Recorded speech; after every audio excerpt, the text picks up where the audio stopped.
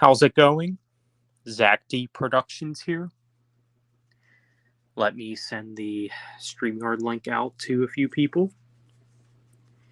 But yeah, hopefully you all are doing well. I just put out a video not too long ago, which that video I can see why it would be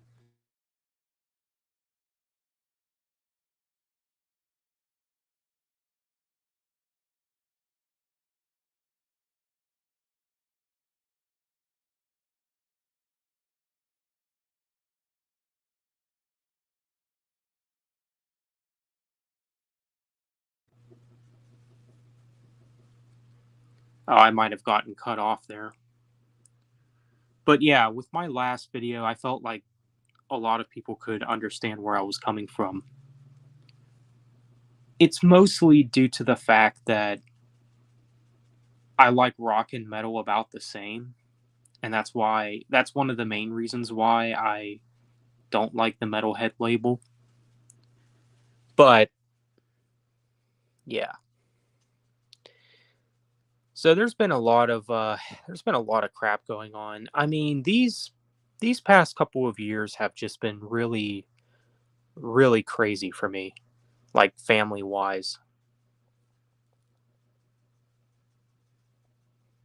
Like back in 2022, I would have never dreamt that I would be going through the stuff that I went through in 2023 and this year especially. So far at least. Hey, what's up, Max Palmer? But yeah, just stuff with my dad's kind of like eh. Like I understand it's grief, but it still kind of ticks me off like how he's been lately. And there's Junebug Films. So everyone, welcome Junebug Films, aka Ty. Wow. I just joined and it sounds like we're all depressed or something here with this. I just get a Wait. link and all of a sudden you're talking a whole bunch of depression stuff. What's going on there, dude? Well, basically, like ever since my mom's passing, like I understand like my dad like is grieving and everything. But I feel like in a sense he takes it out like on me and my sister.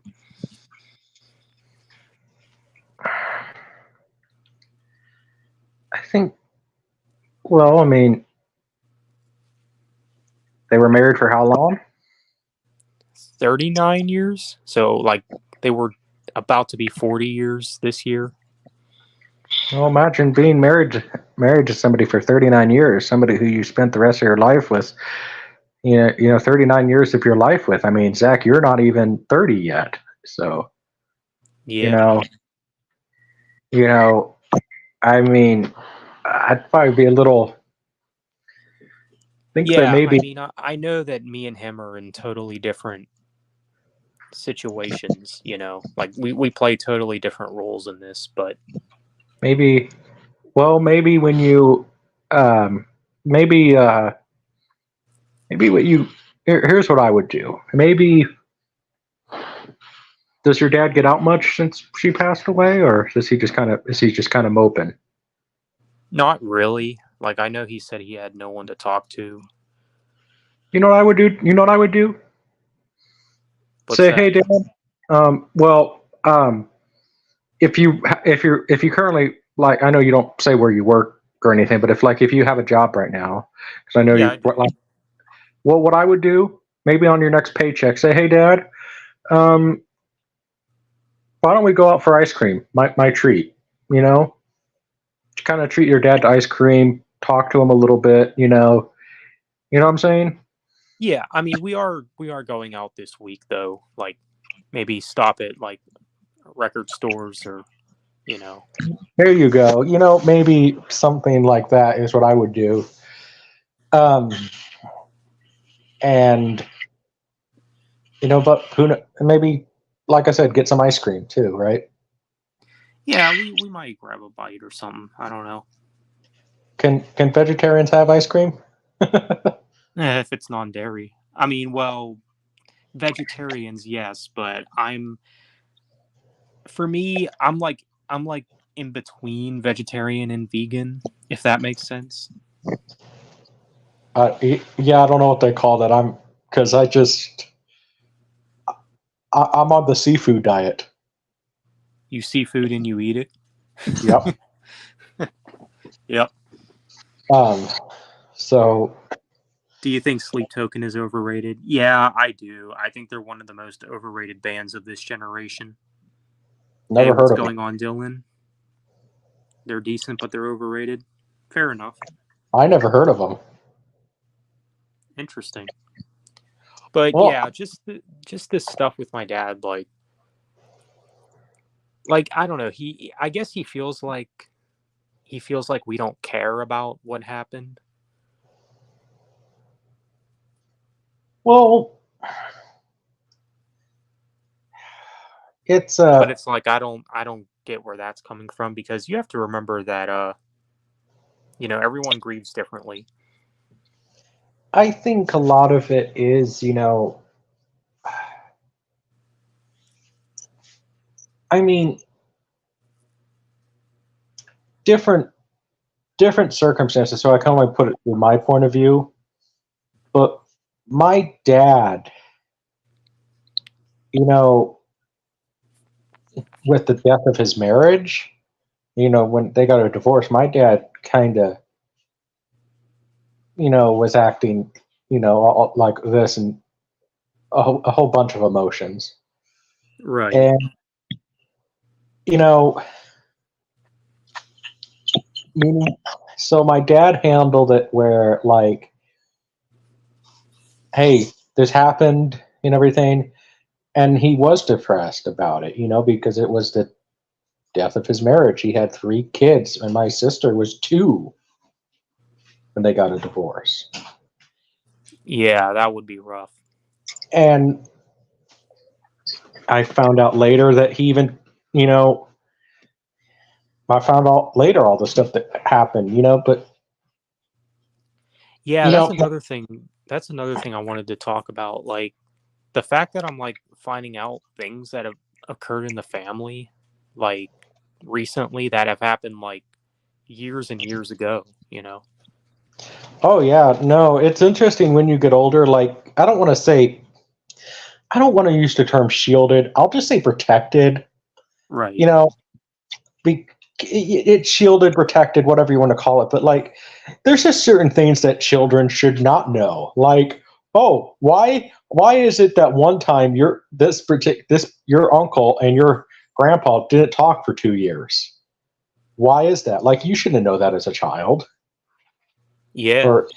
or something like that. Or I mean, well, I mean, I've learned that too. Like, I found out one uncle has been dead for 10 years, and I found out that my previous uncle, and he's no longer uncle, let's put it this way, this uncle, he is not dead, but he's dead to the family. It's a case like that. I see. Yeah, I can definitely. There's a few scenarios like that. Like apparently, like my mom had a friend. Well, this guy was both my parents' friends. I remember him back from my childhood. So basically, they cut ties with him, because he was a thief for one. Like he would steal from like the house and everything, and Mm. he also had addictions to the internet, if you know what I mean. Like he was addicted to certain things. he was And addicted he was addicted to corn, right? yes. um I said and corn. I said corn, not the other word. yeah, corn. Well, Yes. see, I guess my mom walked in on him, viewing that stuff. And you have to understand, my sister I think was only 2 at the time, so my mom didn't really feel comfortable with him like being around the family because of that. So that's why they cut ties. Yeah, well, that is a hard addiction to beat for some people, for a Right. lot. I mean, honestly, I would argue that that addiction is honestly more dangerous than a lot of other addictions because you can't overdose from it, you know? Oh, well, yeah, right. So it's one of those It's addictions that, you know, I mean, it's like Fabio says, it's completely natural, you know, to watch it and just do what you need to do. But right. when you have to watch it every day and multiple times, you That's have a where it problem. becomes overkill. Yeah, like if I would say once a day is good, but keep it at once. Like if you need to release that a dopamine, go even maybe honestly, don't be a creepazoid about it, but go to a you know go to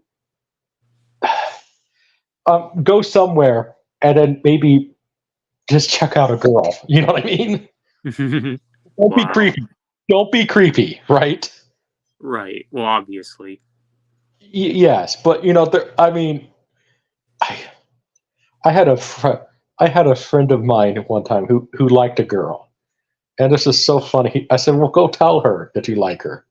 And I said, "By the way, I do feel the need to tell you, don't flat out, don't compliment one of her attributes that you're obviously appreciating. Go like one of the things that I have found with complimenting girls, compliment something that most guys would not pick up on. Even if she has to at first think you're the gay guy, have her think you're the gay guy. You know what I mean? Yeah. Like, I've complimented earrings before because most guys don't look at that stuff. You know what I mean? What Yeah. we all know what most guys look at. Hmm. And so I compliment earrings, or like if she's wearing a ring on the finger. Now, obviously, before I even flirt, I check to see which finger the ring is on. But Right. no, anyway, with my we had I've had some friends of mine that I've had uncles of mine who they I found out that they did not like each other, Oh, but really? they yeah like um my uncle my uncle did not like one uncle, and oh my gosh, like I heard that they like I've heard stories that they almost got into fistfights. Yeah, there's people in my family that have had fist fights, so wouldn't be the first time. Yeah, well, it's definite. I mean, well, my family has gotten to fistfights over peanut butter balls at Christmas time one time. Wow. Um, so you know, can somebody, you know, that's one thing. Like, have you realized this as you've gotten older? Like, Christmas is fun when you're older, but as you get older, Christmas does kind of slowly lose its magic a little bit.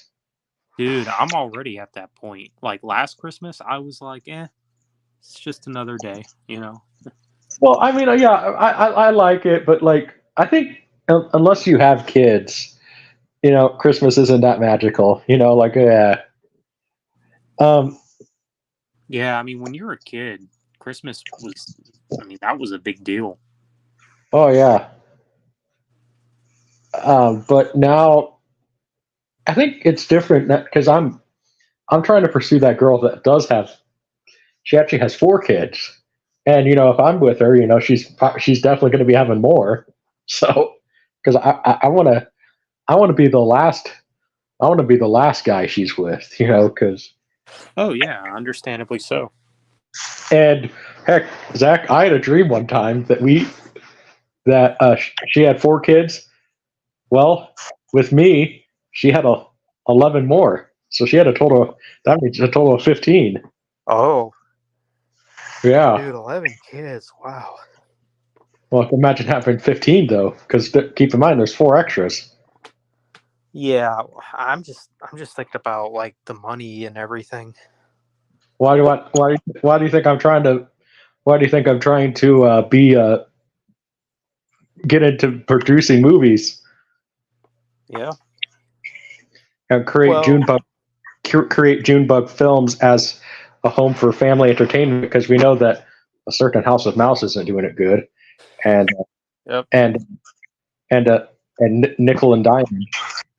Oh, yeah. Well, And I mean, luckily, Cartoon Network. I mean, I think they've gone a little. They've Cartoon Network's gone a little woke, but not no, not like Disney though. Like, and Nickelodeon. right. But that's why I just say, I'm gonna have. I want Junebug Films to be a home for family entertainment. That's why. I mean, I just downloaded some stuff today. Basically, the 24th, the 24th, which is a Sunday, I'm going to be launching the Junebug Film Sunday movie. I'll be showing public domain movies because my puppet is almost done. So, By the way, so I'll probably be releasing the final trailer for X-Ray this week. cool. So, when are we looking for a release date? June 28th.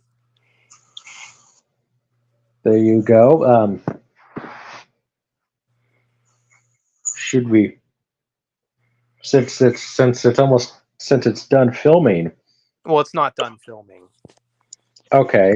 But well, there's only like a couple more scenes that need filmed. Well, so might as well get the release date out there at least, because I'll probably have it done by then. I got a idea for marketing. What's that? What would you say about giving Fabio and Rambo Raff and maybe OCP a sneak peek? Like basically, you mean like let them see it early?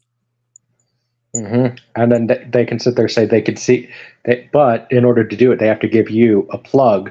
So to be sure to check out this movie June 28th. Oh, yeah, for sure. I mean, I know Fabio would do it. Yeah. I know Rambo Raff might do it. Maybe. I mean, I actually thought about that, actually. I thought about giving people like early access to it so they can review it early. So when people watch it, it'll leave them even more curious about it. Yeah, I think that would be a good thing for marketing. I'll definitely consider that. It would probably have to be in June, though, like maybe like early June. Yeah, maybe Memorial Day or something like that too. Yeah, we'll have to see. Anyhow, let me see here. Flea Token is the Summoning. Yeah, that's probably the only song from them that I like. Granite and maybe some others. Spirit Box. Spirit Box is okay. I'm just not big on the harsh vocals. Once bought non-dairy ice cream by accident and it's gross. I disagree with that. I actually do like non-dairy ice cream. So, hey, what's going on, Cole?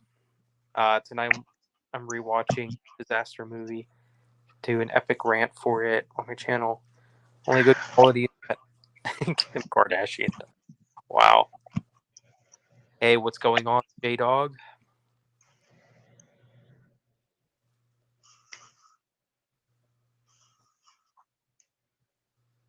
A little bit, Jonathan Mills. Just a little bit. Not on the same level as like Disney, but just a little bit.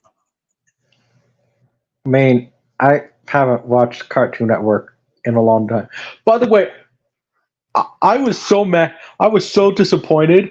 HBO Max or Max, whatever it's called now, has they have Cartoon Network. I wanted to watch Dexter's Laboratory, They don't have Dexter's Lab. That's weird. Yeah, but I watched. So lately I've been rewatching Ed, Ed, and Eddie. Man, my grandma. Now, keep in mind, my grandma was that, very overly religious type of Christian. You know, we've all had family like that. That because I'm Christian, but like I said, it's like if you don't believe, cool. That type of Christian is what she was. She loved Ed, Ed, and Eddie when we would watch it. It was the opposite for me. We were never allowed to watch Ed, and Eddie. Really? Like, what did your parents say about it? Like, why were you not allowed to watch it? I have no idea. Like, looking back, I really don't know. But I know that a lot of those Cartoon Network shows I wasn't allowed to watch. Like, what was that? Courage the Cowardly Dog or whatever it was. That was another one. Yeah. I rewatched that too because I loved that as a kid. But like, and Dexter was fine for some reason. Well, here's my thing. It's really funny watching for me Courage the Cowardly Dog now because the current dog I have is literally Courage. Oh, really? Like he will bark at nothing. Like I know Courage obviously barks at he gets scared at some things, but like I literally sometimes feel like Eustace because like I'm awoke and do like what the heck are you barking at, dog? Now look outside. There's nothing there. There's nothing. Like maybe I don't know. Like sometimes I'm convinced. I'm convinced he barked because the wind changed direction. You know what I mean? Right. Or like one of the times he had a total freak out bark. Like he's sitting by me. He had a total freak out bark. Like he was reacting like somebody broke into the house when all I did was fart. Wow. I swear this dog is like, what the heck is the matter with you? Like even the cats sit there and look at him sometimes like, dog, shut up. Like what's the matter with you? Right. It's, but so no, but I haven't seen. But yeah, I wanted to rewatch Dexter's Lab because I haven't seen that show in probably in 20 years. Right. But then they don't have it on HBO Max. I'm like, man, this is why I don't think physical media will ever die because if streaming services don't have these old shows, you're only going to appeal to the market that wants it. Yeah, like my girlfriend, like she doesn't seem to get the purpose behind physical media. Like she's like, "Oh, why do you want to own a DVD of that when you can watch it online?" It's like, well, number one, what if the internet's down? Like there's a lot of reasons for that. Well, here's my thing too. Like I'm in rural Kansas, okay, and sometimes the internet goes out because storms, Right. and it's always a good backup to have. I would say it's always a good backup to have the physical media. And here's the other thing: if studios continue to censor their own movies, you're gonna want some. There are some people that are gonna want the original,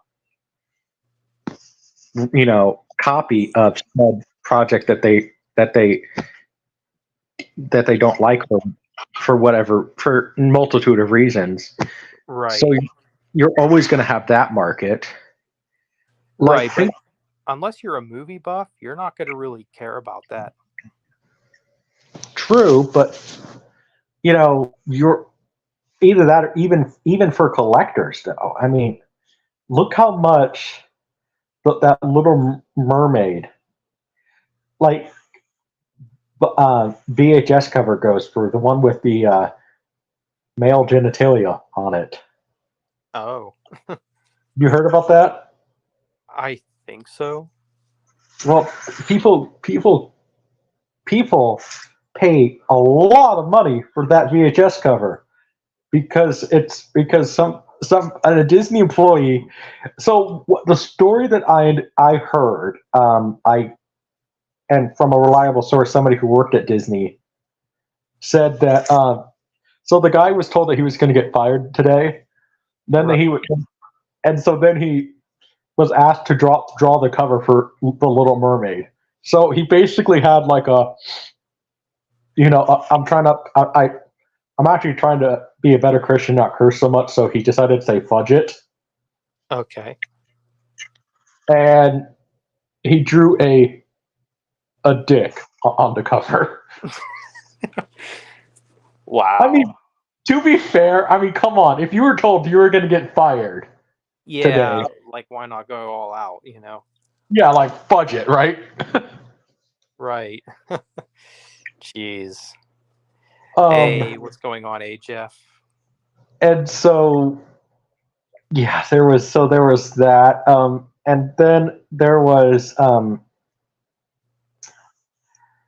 then like and then like there's the, I mean, so my thing is you know, you always have that market that wants to say, hey, we can, we're going to releasing these public domain, and then to keep in mind too, a lot of big movies are about to go into the public domain. We're talking some huge movies in the next few years. Case in point, Dracula versus the Frankenstein, or Dracula and Frankenstein are about to go public domain in the next few years. King Kong is about to go public domain. Gone with Gone with the Wind, Wizard of Oz, Citizen Kane. A lot of big movies. And so a lot of people are going to take full advantage of that.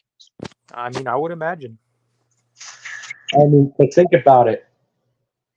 You might have a company like Aquino Lorber or Vinegar Syndrome sit there and say, "Well, I'm going to be releasing 4Ks of this very popular movie.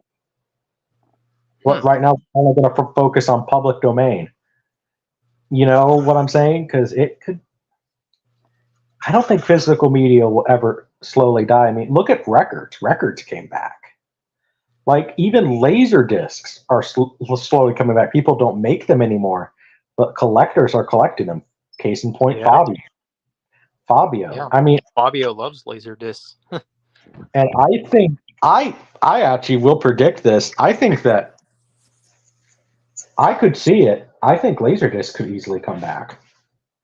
Maybe. Hey, what's going on, Leon? But yeah, I think I can see that happening.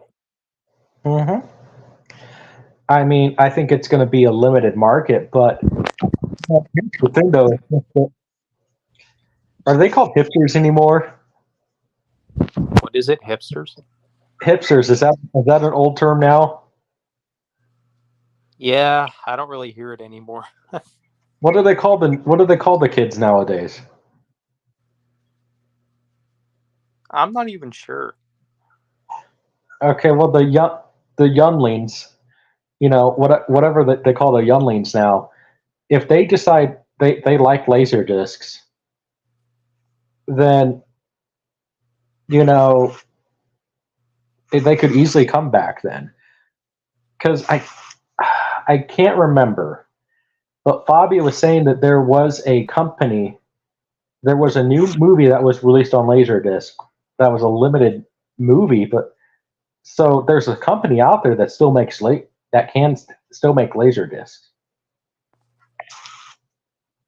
I don't know what the movie was because I can't remember, and I've tried to ask Fabio, but he he says he'll look into it, but I mean, he's a busy guy, so. Yeah, I get that. What's your favorite Cartoon Network show? Mine is Samurai Jack. That was another show I was never allowed to see when I was younger. I would For maybe say Scooby Doo, I guess. even though that wasn't not a Cartoon Network original, but yeah, that's a good one. Yeah. I mean, Um, Scooby Doo's classic, so. yeah, gosh, I gotta say, another one that's not on HBO Max that I really wanted to see. Johnny Bravo. That is another good one. I I love completely forgot about Johnny Bravo. Johnny Bravo. Did you know that they were going to do a live action movie with The Rock as Johnny Bravo, which I can't see that. Oh, of course. It released in like 2005, and I'm just like, I can't see that. Can you see The Rock as Johnny Bravo? I'm trying to envision it, but the way I envision it, I'm just laughing about it. And then I know afterwards they asked John Cena, which I'm like, no. Oh gosh. Yeah, no, not him. You know who would make a good Johnny Bravo though now? Fabio. Actually, I wasn't going to say that, but actually that would be kind of funny. Although he needs to take some of the Hollywood steroids, probably, right? Yeah. I was going to say the guy who plays Jack Reacher, Alan Ritchson. Yeah, I can see that. And by the way, he should actually play Duke Nukem in a movie. Because I know that the guys who make Cobra Kai are supposedly making a Duke Nukem movie, but oh my gosh, like I wrote a Duke Nukem movie. That's one of my really bad scripts. Eh. Back in I think it was middle school, I actually wrote the story for a Napoleon Dynamite sequel. Oh yeah. I remember I based it around this bully that he had to face in his school, and the story was mainly centered around that. Yeah. Like it's a new character. Hmm. I mean, it's Napoleon Dynamite, so it's like, what could you really do with that character? You know? You know, it'd be really funny. Okay, so was Pedro? Was he born in Mexico or was he in the U.S.? Born in the U.S. If I'm not mistaken, he was born outside of the U.S. Darn it! Because I had a great idea for a sequel. Then What's that? Bob Pedro actually runs for president. Oh, like of the U.S.? Yes. Well, I don't know. I don't think they made that clear where he was born, but I could maybe see that. And then Napoleon as vice president. Yeah, it would be like a legacy sequel then. Right, and then like you could have Haley Duff, Haley. which oh my gosh, wow. Mm-hmm.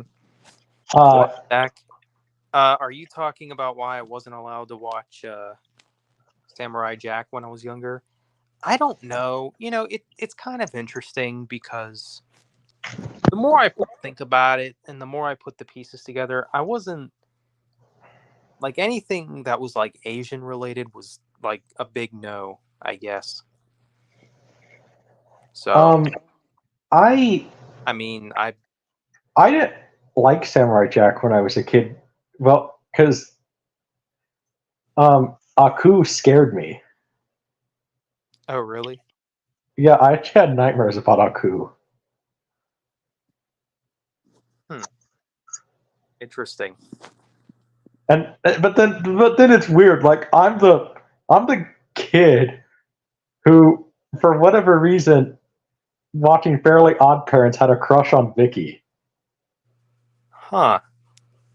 Like, why did I have a look? Then I'm looking back, like, why did I have a crush on the evil babysitter? What was like my was Yeah. my mind just like sick and twisted or what? You know?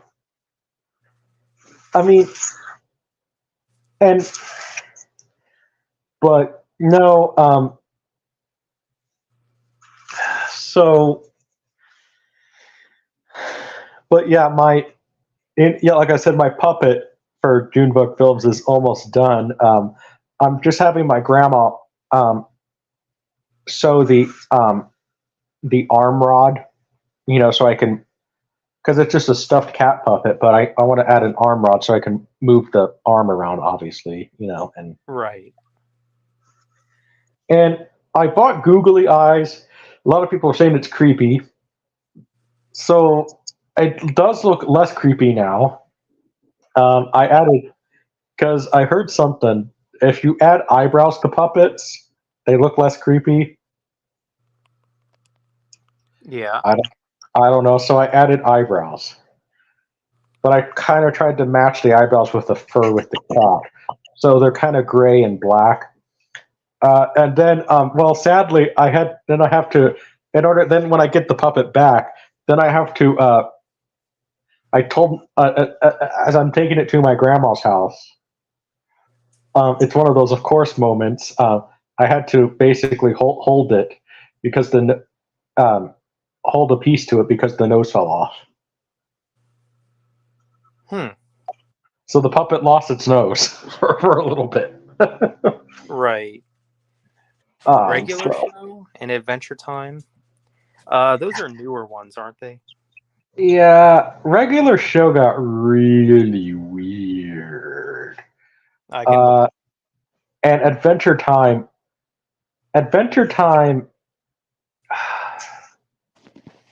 I guarantee drugs were involved in making that show. Like they were definitely smoking some LSD when making that show. Because okay, um, Zach, as a filmmaker, you've come up with some very weird ideas, right? Yeah, absolutely. But tell me if sober, you would come up with this idea. Okay, okay, so it's a magical world. There's a dog with magical powers that can stretch, and then your love interest is a bubblegum princess. Yeah, it's kind of out there. Drugs, right? It's Yeah, just like pretty much. it's just like the Amazing World of Gumball. Okay, so in the Amazing World of Gumball, so it's about a family of bunnies. One bunny is blue. The rest of the bunnies are pink. The best friend is a goldfish. You also have a dinosaur in the class, a talking balloon, and your teacher is a baboon. Drug. Right. Yeah. I mean, listen. Did you? Nickelodeon even admitted this apparently that SpongeBob was created.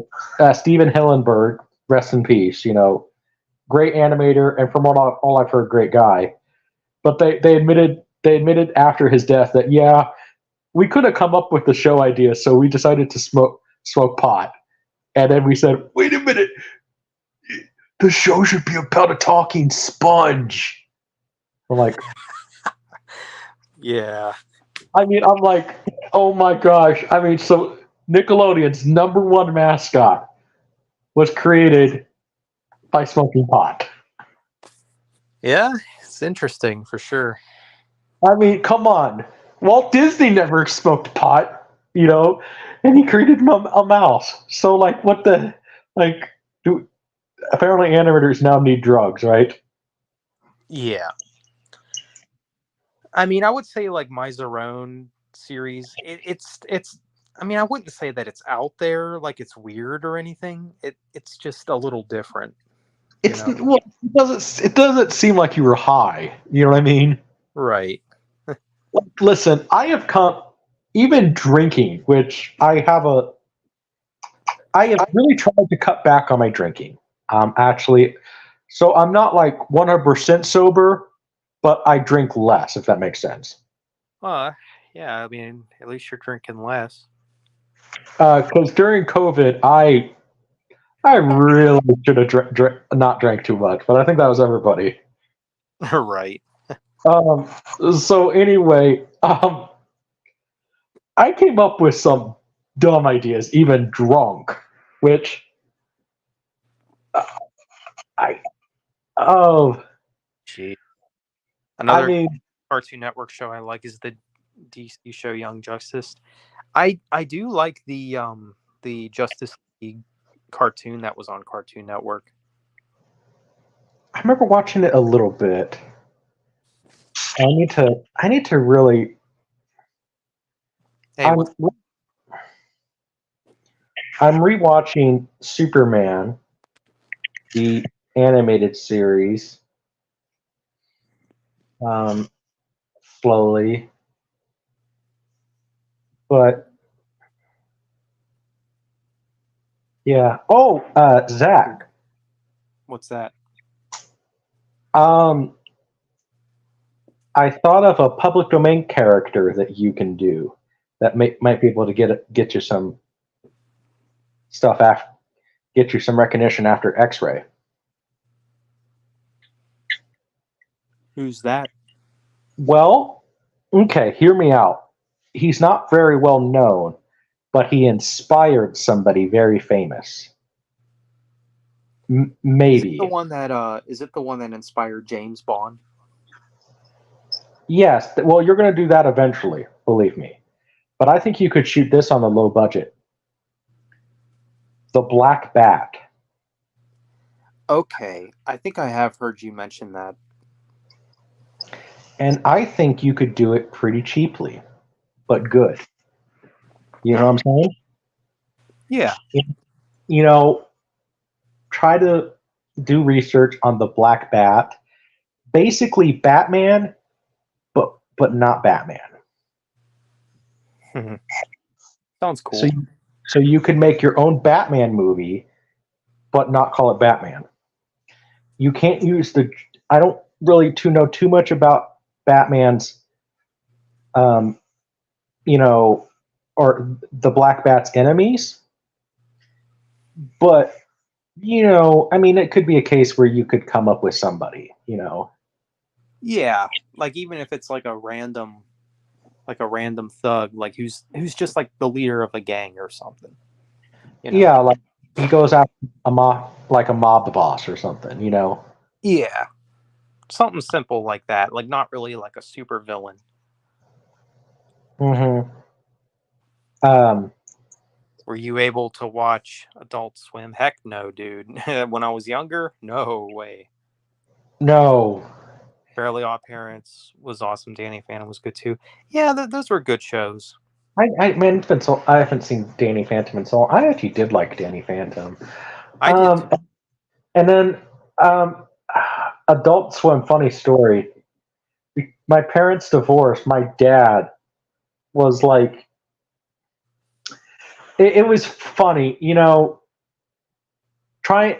listen. I get where my dad was coming from, but my dad trying to be the parent when when your parents are divorced, it's such a weird dynamic because like you have one parent that is okay with stuff, and then one parent that's not okay with stuff, and then when one parent finds out that you're watching, and then when your one parent finds out that you're watching something that the other parent doesn't want you to watch, then the one parent calls the other parent, and then it's just like, oh my gosh, like it confuses the child, like oh my gosh, like really, what am I not allowed to watch? And then like, but this one parent says it's okay, but the other parent doesn't. It's just like, so my dad, we were we stayed up a little late one night because it was Friday night, and me and my brother watched Adult Swim, and somehow my dad heard about it, and then got had my mom called my mom, said he doesn't want us watching that, and my mom had no idea what it was because we had a TV in the room. My mom was sleeping. It's just like when you're a kid, like, oh, the parents are sleeping. Let me turn my TV on. Just turn down the volume, right? Yeah, I actually have a funny story, but go on. And it was just one of those like moments where like my dad it was just one of those things like, what the heck? Like all I was doing was watching TV, and mom said it was okay, but then dad doesn't want us watching it, but what can dad do? Because, it's like, dad, I get it. You want to be a dad looking back at it, but mom and dad are divorced. It's like I think my dad could have handled it best. Like, okay, well, listen, at my house, I don't want you watching that. But at mom's house, just use your better judgment or something like that. Your story. Yeah, so for whatever reason, I mean, this could go back to what I said earlier, but I was not allowed to see Avatar: The Last Airbender when I was younger. So it was on TV, and I was laying there in my bed, and there was just nothing else to watch. So I had it on, right? My mom was in the other room. I don't know how she knew that I was watching it, but somehow she did. Yeah. Well, I don't know. Like, see, that's one thing I'm actually kind of nervous about with having, even with, pursuing a girl with 4 kids. Right. Because it's like, do I have that parental instinct? Because I'm 30, I've never had a kid. I mean, as far as I know. Yeah. But I think I could, like, and I kind of thought to myself, if I do end up marrying her, I've thought about it. What am I going to be doing? Like, I'm going to be telling the kids basically. I think there's going to be a little family meeting. Like, listen, I'm your friend, but I'm married to your mom. But you can come to me with anything. With your problems. Yeah, exactly. Your problems. I'm your friend. I will always be here for you. But, and then I think I would even have a talk with her, like, if probably since they would be her kids, like, the spank, discipline is her thing because they are her kids. And but basically we'll have I said, well, this will basically be a family meeting where we'll talk about everything, things that we won't do, things that I won't do, etc. It'll basically be an all out there family meeting, Oh yeah, for sure. Because I right now, if I am gonna now and then, I'll even probably explain to the kids too, if I'm blessed to have a child with her, that listen, I love you kids the same, but keep in mind that this is mine and your mother's child. So I like all you guys the same, but he is going to be, it's not my intention, but there's going to be, might seem like there might be a little favoritism because he's, Oh, I would be the same way. not, but like he's going to be disciplined by me because he, I would explain it, and everything, and to them, Yeah, it's like no offense to the stepchildren, but they're not technically yours, Mm-hmm. And that's one of the things why I'm pursuing her, because I'm like, most guys our age will not go after a girl with hardly any kids, but like Fabio has been very vocal that he doesn't want to go after a girl with kids. Yeah. Or girl with kids, but I'm like, I would make an exception. It would have to depend though. For me, it's just for me. Someone's calling. Yeah, could you mind turn your mic on mute? Eric's calling me. Yeah.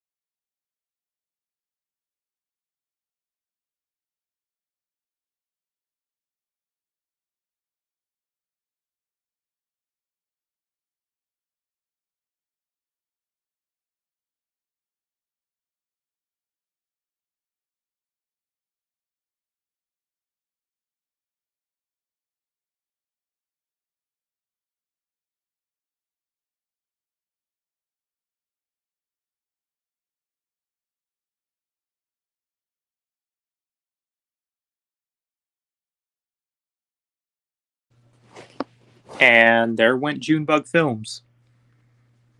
But yes, Cole, I can send you the link. Yeah, Victorious was okay. I thought it was a step down from Drake and Josh and iCarly.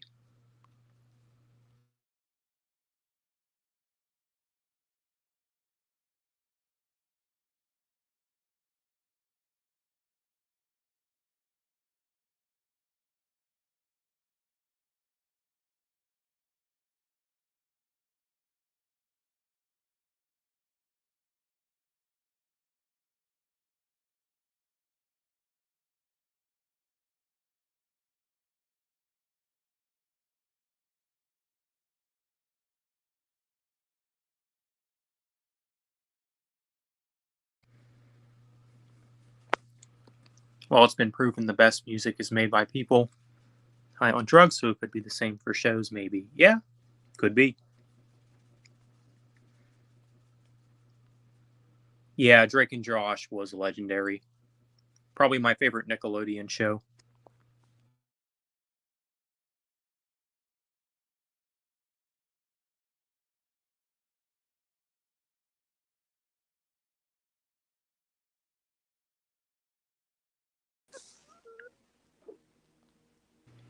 Hey, what's going on? All right. I just finished rewatching one of the worst comedies I've ever seen, and I recorded a 35-minute rant on it. It's uploading right now. Have you heard of the 2008 comedy Disaster Movie? It's really bad. Is that what it's called? Disaster movie? Well, in 2006, because like in 2000 they did a spoof on Scream called Scary Movie. It was a big hit. The two writers of that decided because the Wayans brothers did that, but the two writers of Scary Movie thought that they could do their own version of it, and they failed horribly with Date Movie, which despite getting reviews and being called one of the worst movies of all time, it was a success. And then they did Epic Movie, then Disaster Movie, and Kim Kardashian is in Disaster Movie. The only positive of that movie is she dies from a meteorite. Yeah, you said that. And Yeah, I'm but like, thank God. Can the rest of these characters die? But yeah, I'm uploading a rant on that, like 35-minute rant. I was so pissed off.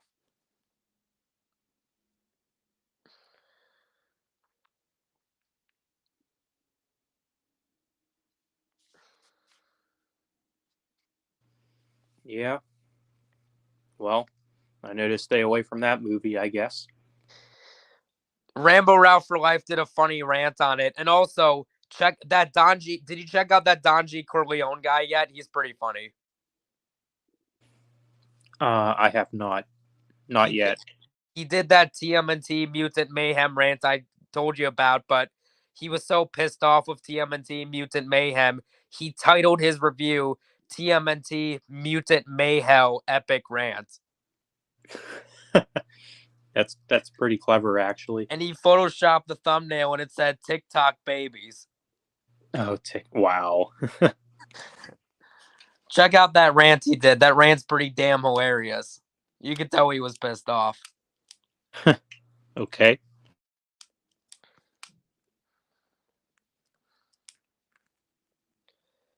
Uh no, I haven't seen 50 Shades of Grey, don't care to, and I didn't see that parody either. Yeah, I don't care to see that either. Unless someone pays me a shit ton of money.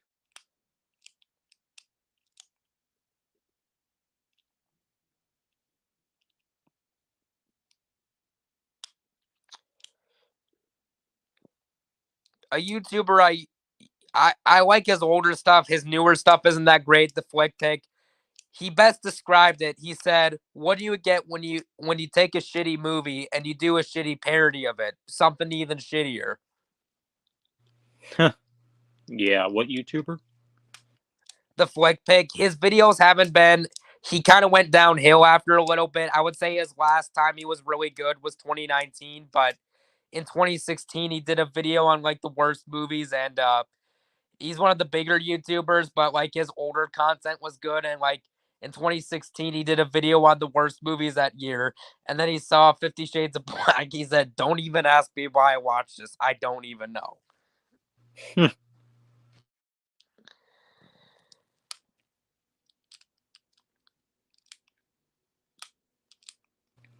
Yeah, I wonder what happened to Junebug. He probably just had to get an important call or something. I mean, if he left, it had to be serious. I wonder if it had to do with that one troll. Oh, you mean They- Larry the Batman fan? No, Jess. Who is that?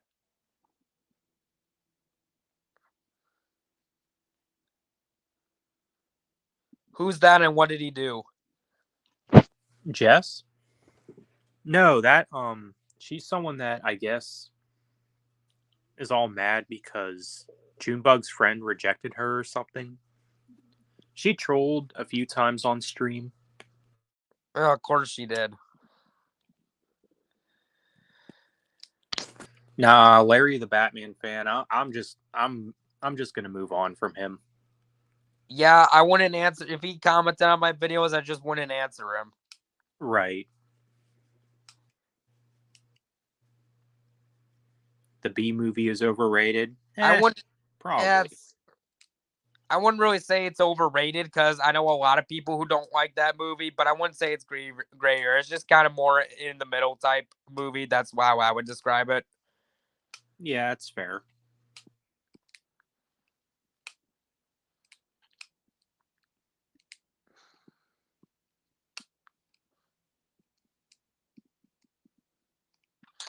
Rambo Route for Life also did a funny rant on Disaster Movie, and he lost his shit. It was funny. Wow.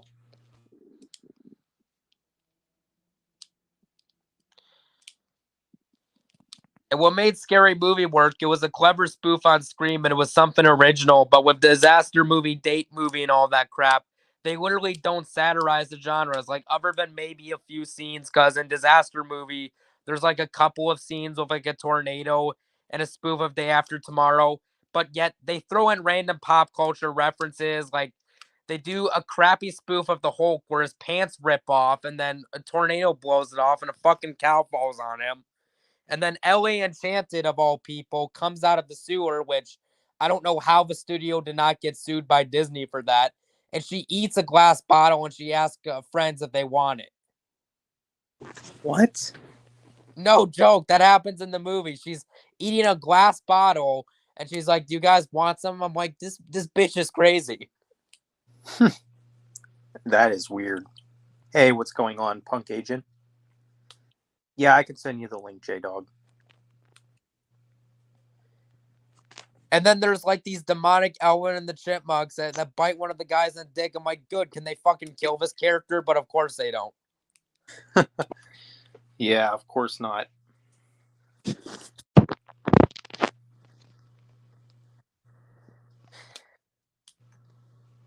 And something funny Don G. Corleone said when he did a rant on Disaster Movie, because like 20th Century Fox financed their two movies, Date Movie and Epic Movie, but not Disaster Movie. It was by a different studio. And he said in the review, maybe they were so fed up with their shit, they said, "Oh, we're not going to finance for you and you're garbage for you anymore. Get the fuck out of Dodge. Go ruin someone else." Right. So, J-Dog, I tried sending it to Instagram, but it says your account is private. I sent you a follow request, so sup, man. Well, it says sup, man, but I knew what you meant. And also something funny, Favorite word is fuzzy.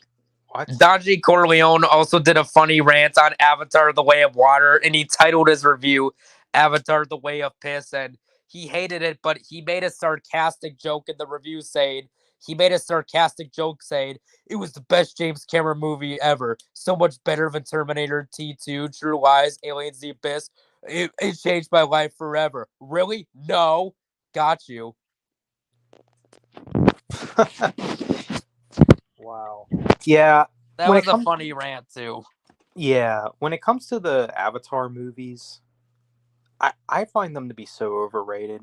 They're not bad, but they're just They're I there. don't know. I just maybe I just don't get them. You know, like how Fabio says, maybe I just don't get it. Maybe I just don't get the Avatar movies. First one's there, but I didn't see a second. The first one was there. I probably like the first one a bit more. Second one I liked enough, but it was just too long.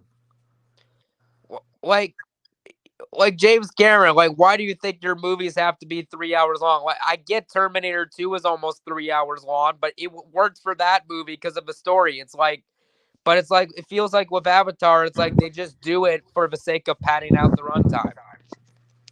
Right.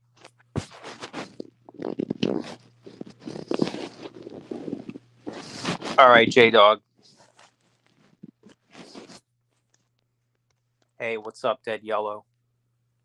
To me, James Cameron has not been worth a shit since True Lies, and that was 30 years ago. Wow. Watch Rambo Ralph's rant on Book of Shadows, Blair Witch 2. One of the worst horror movie sequels. Huh. Never seen it. The first movie was a found footage movie. I liked it for what it was. The second movie was absolute crap, though, and if I did a list of worst movies, that would be on there. And I heard Blumhouse wants to revive it with a legacy sequel, which after how bad they messed up Halloween with Halloween Kills and Ends, I don't want to see them touch Blair Witch. Right. Hey, what's up, J-Dog? Oh, nothing much, man. How you been? I've been okay. Just, like I said earlier in the stream, like just stuff. What you said earlier? I wasn't there. Stuff. I was just basically going over like stuff with my dad. Like, I guess his grief, he's taking it out on us and everything. It's kind of rough. Damn. Hey, sorry about that. Let me guess, Jess. No, it was actually Eric.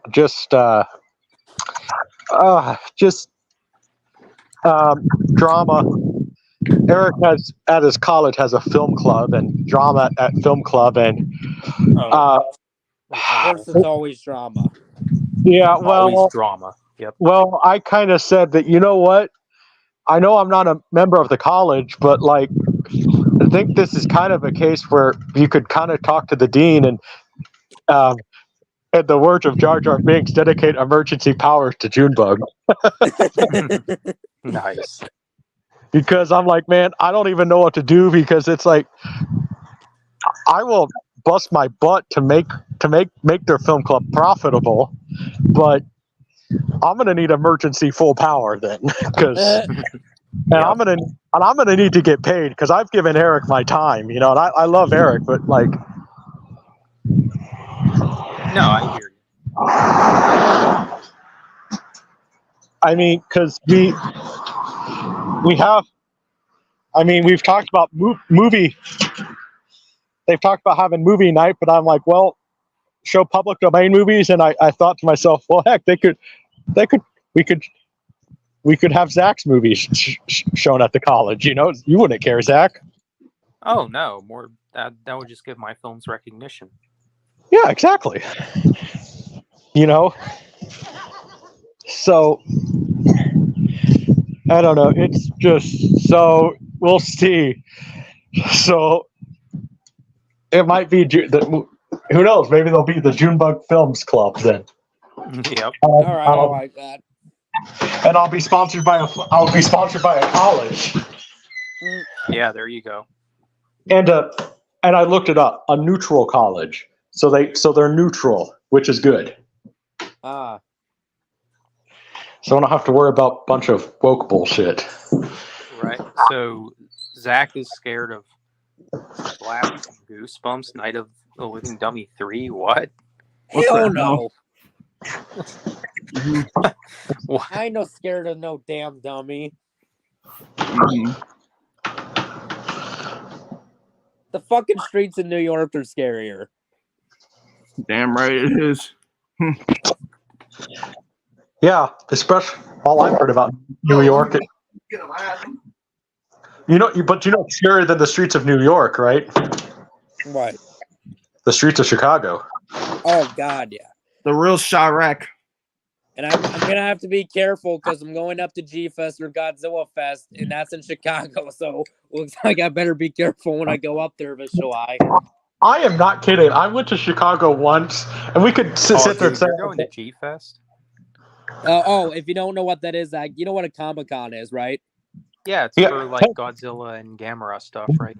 Yeah. Dude, Hey. I'm so jealous.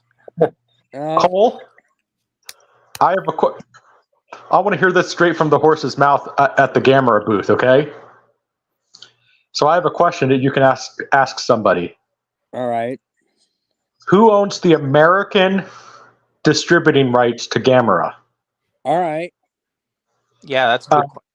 And when you get that, you send it to this email. Because Junebug Films, I'm looking at it. I mean, the rights to Gamera cannot be that expensive. Not as much as Godzilla. Right. Obviously. So, because I want to make an American remake of Gamera. So, when you find it, send it to that email in the private chat. All right. According to my research, from what I've heard, it might be Tubi. Which Tubi is owned by Fox. Not the Disney Fox, but Fox News. Oh. So Some of the Gamera movies are on Tubi, mainly the Heisei trilogy, so that would not surprise me. Well, now, is the Heisei? Those are the ones from the 90s, right? Yeah, Gamera, Guardian of the Universe, stuff like that. Yeah, I love those movies. The originals are on Tubi too. Oh, I've only seen the Heisei era, but yeah, I'm thinking one day, because I'm reviewing all the Godzilla movies, once I'm done with that, and once I start reviewing James Bond, if I finish that, maybe someday I'll review the Gamera movies, and I've only seen the Heisei movies, so the rest of them would be first-time watches. I would highly recommend seen the original, the very first Gamera movie. I liked it. I will say I do prefer the Heisei era. That's what everyone says. I do like Gamera, and I smack talk Godzilla because come on, I want to create sort of a bit of mic talk for Gamera. Come on, because Gamera deserves he needs a new American movie. Yes, and honestly, if they can work out the rights, I honestly just think they should put him in the MonsterVerse. Well, hey, I can assure you, if Junebug Films can get the rights to Gamera, an American remake, I will. That will be one of the number one goals, because I had an idea for a Gamera movie that I think could work for an American remake. So basically, I thought the concept should be about a boy and his pet turtle. So think about it this way, so it's a team, think like Transformers, the movies. Take the good elements of the Transformers movie with Shia LaBeouf and Megan Fox, because at the end of the day, that's a movie about a boy in his car, right? Yeah. So take that element and make that into Gamera. Put that in Gamera. Right. Yeah, I could see how that could work. And while we're at it, besides that, we also not only do we deserve an American movie, give us a new Toho Gamera movie from the makers of Godzilla -1. That can work. Well, no, I would definitely be hiring the guys who did -1 to do the special effects. Because here's my thing: if they can do that for how much money? That was $10 million for -1. If they can do that for $10 million, imagine what they could do with, the budget. I mean, a Gamera movie. Let's face it, a Gamera movie is not going to cost them as much as, the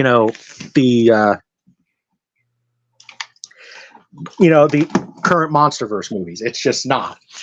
But imagine what those guys could do for 50. Let's say 50. All right. 50 million. I would, and I know one star that I'm casting in it because I think he would be real funny in a. Who's that? Well, I would cast him as okay. In the Transformers movies, there's the conspiracy theory guy. I know who I'm casting as a conspiracy theory guy. Who's that? John William Scott.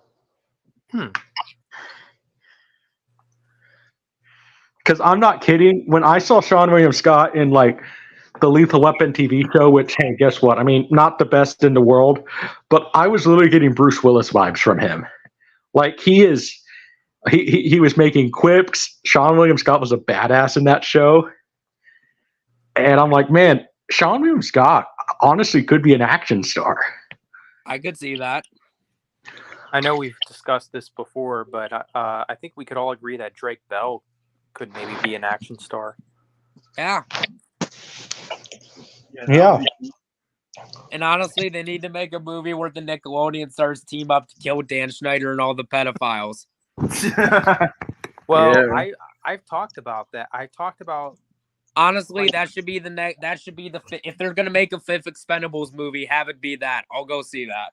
You know what? That'd be cool. You know what? Italian Sniper should go after the like Hollywood pedos. Yeah. yeah, So Zach, could be. that should be the new Italian Sniper. Mm-hmm. Yeah, fair enough. How about a comic book where Godzilla kills pedophiles and go after pedophiles? There you go. He would have to be very careful to not obliterate innocent casualties, you know. But like, if he could use like his atomic breath and like aim it right at them, then yeah, Well, sure. maybe what I should. Well, maybe that's what I'll do for Gamera. Like since Gamera's the friend to all children, there's a Hollywood producer that may or may not be Dan Schneider, who's having his feet rubbed and everything, and then Gamera just sits there, God. picks him up, and then like crushes him with his hands. Yeah, yeah. Like he's not even worthy of Gamera's atomic breath. You know, Gamera just crushes him. And Dan Schneider, if you're watching this, take this middle finger, shove it up your ass, go to prison, and never come out. Yeah, honestly. And drop the soap.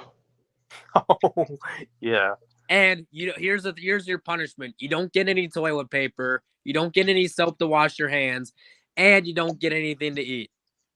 And you don't get any clothes to wear. You have to be in a cold, dark room with no human contact whatsoever. Yep. And you must have and I don't know, just but also the biggest guy in the prison, he has to give you a Melvin every day.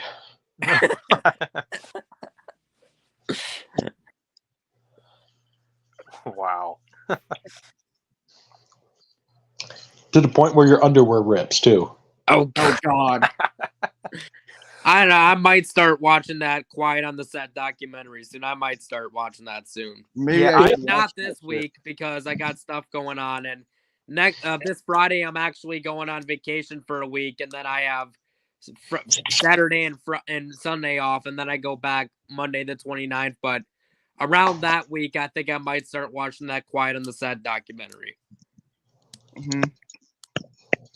Dan Drake Yeah, Bell I got accused thought of about- something. I Oh, thought go about watching that documentary. I just don't know where to watch it though. for Mhm. free. Max. Oh yeah, he did. He did actually. Yeah, that dude. Yeah, some crazy ass fangirl of Drake Bell falsely accused him of being a. Yeah, I think that falsely was accused him. I Mhm. think that was a false accusation though, Max. Of course it was. Yeah. What ended up happening was, okay, listen, I mean, it's safe to say that all of us, I mean, most of us are in the public eye, so, and like, it's one of the reasons I actually don't have social media, you know, Okay, because I don't blame you. we're in the public eye, and Oh, like, oh, go on. and so basically what ended up happening to Drake Bell is a fan who friended him, and he accepted. They messaged back and forth, and then he realized, oh, she's underage. It was like an accident. Right. But then the parents said they saw a celebrity was messaging their daughter. So then he decided to they decided to sue and basically coach the daughter. And you could listen, I mean, I went to business school, so they teach you stuff like that on how to be a chameleon. And the girl lied about her age. Right. So they teach you to be a chameleon. And the reason why Drake pled guilty was because to make it a speedier process, because Drake Bell just got married, he just had his first kid. He pled guilty for a speedier trial because he literally just became a father for the first time. If you guys were in the same boat, if you were told it was going to be a speedier process, if you plead guilty, even if you are not guilty, would you do the same thing? Because you want to be with your child for the first time? Probably. Yeah. I don't know. Yeah, I don't know. I don't know. Yeah, I'm not sure. But yeah, if it's a case like that, I do not blame you for not having any of those. Yeah, true. Yeah, that's why it's like, hey, you got anybody can have my email, and if I like you enough, like Zach, you can have my phone number. So Yeah, well, I copy and pasted the email from the chat to my text messages. So yeah, because and that's why Junebug Films I'll probably get social media eventually, but I'd be upfront and honest. Like, yeah, I don't run it. I'll probably just hire somebody to run it, but their job is mainly to promote Junebug Films, and that's it, Yeah. I mean, I have social media, but I'm pretty private on there. Like all my accounts everywhere are private. Yep. See, I'm just like Fabio, though. I'm very vocal. And it's one of the reasons why I actually put a lot of my old videos on private recently, because I thought to myself, you know what? I mean, I'm trying to rebuild Junebug Films. Like I said, I'm doing the Junebug Film Sunday movie pretty soon here, starting the 24th of this month. I already downloaded some videos that I'm doing, but I'll be showing public domain movies. So, Oh, cool. yeah. But mixed in with, I'm trying to sort of recreate, though. What I'm trying to do with that, though, is trying to recreate a little bit, when we were kids. You guys remember the Disney Channel Sunday movie? Yeah. That's what I'm trying to recreate a little bit. Dan Schneider needs to Granny wear Granny Vanny. Wow. This wow, man. Yeah. Kind of like that Batgirl movie that was canceled. You know what? No, you don't want that. Honestly, I don't think Batgirl would have been good, but I will say this. I would rather see it over The Flash, and I'll explain why. Because at least the thing is with the way it ended, Michael Keaton teamed up with Batgirl. At least Michael Keaton did not die in a disrespectful way in this script like he did with The Flash. Honestly, you don't want to see Batgirl. Oh, God, why? I don't want to see it either, but I mean, I don't want to see The Flash, but I would rather see Batgirl between the two, because at least Michael Keaton's Batman would not have died in a disrespectful way like he did in the Flash movie, because the script was written that way. You know why they canceled it, right? Because of really bad test screeners. And David Zaslav is very hard to read right now. He's against the woke stuff. Right. And Batgirl apparently was super, super woke. Why am I not surprised? And the Looney Tunes thing, from all I've heard, that was not woke. Basically, it received really good test screeners, and everyone said it was really good. And then he canceled it and said, "I saw it. It's amazing. Too bad you'll never see it." I think I have to think that there's. For me, I'm wondering if David Zaslav just doesn't like the Looney Tunes, I could see that. or there has to be some other reason too. I mean, from all I've heard with that movie, as much as I don't like John Cena, I would even tolerate John Cena in that movie because that seemed very funny. Yeah. A Agree. a movie where Wile E. Coyote sues Acme, and then John Cena is his lawyer. Sounds Mhm. really good. Man, I don't know if I trust John Cena as a lawyer, but hey, whatever. But I think that movie could have been really funny. I think that Zaslav is interesting to read as the head of Warner Brothers. I said from the beginning that Mike DeLuca is a terrible head of Warner Brothers. Turns out I was right. Sure. The head of Paramount, it has been bad. You made it where Paramount stock was at $4 one time. As Rambo Route for Life calls Paramount, he calls it Parapricks. Yeah. Also, I have a question. Yeah. So a few days ago, it was announced a rated R live action TMNT Last Ronin movie is in the works. Is that true? That's what I've heard. Yeah, I heard about that. Here's my thing. I'm for it, but here's my thing.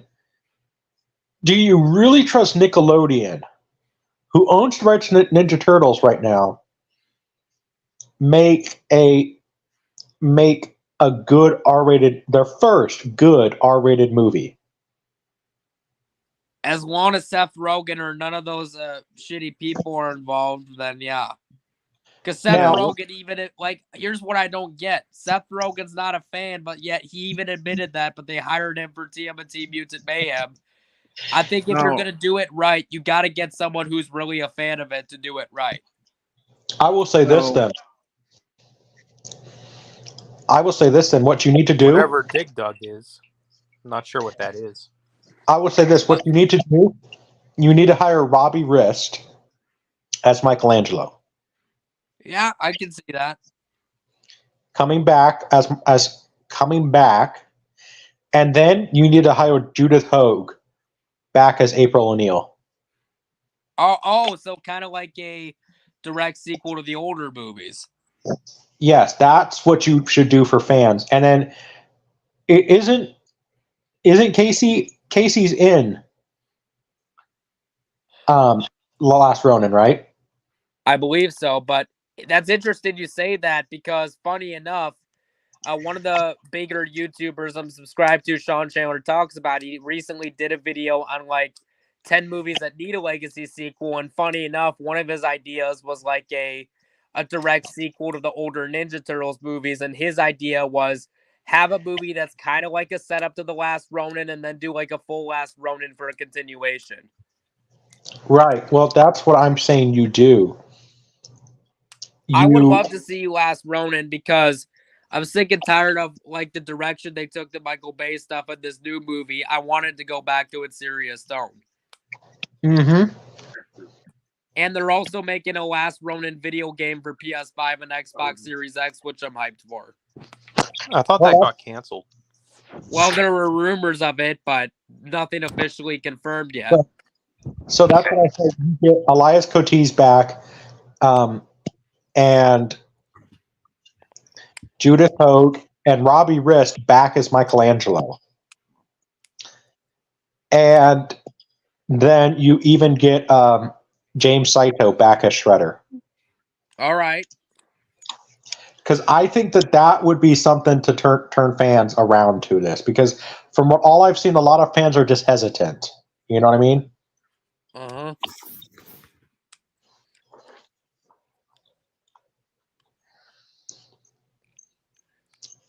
And by the way, Zach should direct it.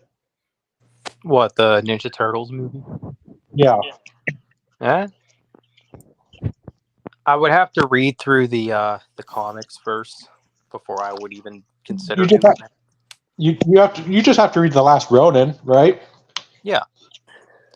I mean, I have an idea of what it's about. I know it's about Michelangelo and he lost his brothers. Because the Foot Clan killed them, so basically his 4 brothers are dead. Yeah. Jay owes you a box of donuts. What? Oh, The and question is, will it actually happen though? Because remember, around 6 years ago, this kind of sounds similar to a situation 6 years ago. There were talks of a direct sequel to the first RoboCop movie happening with Neil Blomkamp directing and Peter Weller returning, and then nothing ever came of that. yeah, well, that's the thing that Hollywood needs to stop doing. You know, basically, we've all heard the expression, "Don't blow your load too early," right? Yeah. Like, here's the thing. When I say I'm going to launch fairy stories on the channel, where like I'm doing animated projects based on animated stuff, I do plan on doing that. You know, I'm not blowing my load. Right. Only announce things. If you're When you- confident it'll happen. Exactly.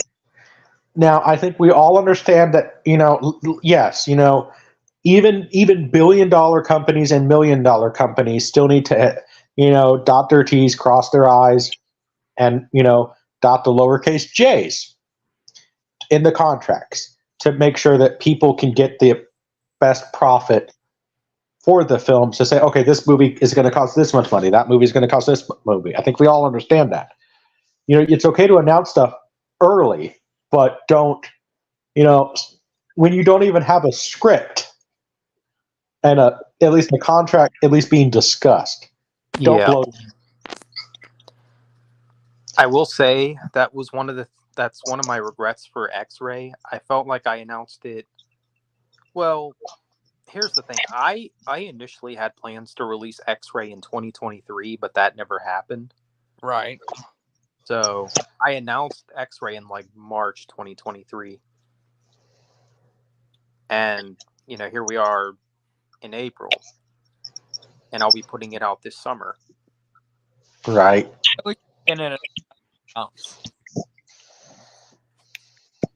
Right. I mean, but I think for the next one that I do, I'm probably not even going to announce anything till some of it is done at least. I think that's a smart choice. Italian Sniper versus pedos. Yeah. Well, you know, what I'll do is I'll say, look, a new film is in the works, but I'm not going to say what it is yet. Yeah. Right. Hey. Oh, I think that should be his next film then. No, even better. You know, he could title it Italian Sniper, the evil that men do. Yeah. Hey, what's up, Rick Douglas? And by the way, hey, Andrew Bebe. You gotta cast Fabio though in the movie too. Oh yeah, for sure. Oh hey, Rick. Well, he doesn't live that far from me, so hopefully he'd be willing to drive down here and we could do something. Or you could. Yeah, we can meet halfway or whatever. My favorite James Bond movie is. Never did. License to Kill. Second favorite as well. Yeah, License to Kill is awesome. Mine is my favorite James Bond movie is probably On Her Majesty's Secret Service. I owe you a box of donuts. What the fuck? You're just now seeing that. Hey Cole, by the way, if you're interested after Gamera and everything, if you like James Bond, I was telling Zach about it, but because I would love him to direct it at some point. But check out Bulldog Drummond. 19 Bulldog Drummond. All right. 1930s James Bond movies, basically. Oh, okay. That sounds cool. It actually inspired James Bond. Ian Fleming was inspired by Oh. James Bond. I'll have to check those out. Italian sniper jammed chamber could be an idea.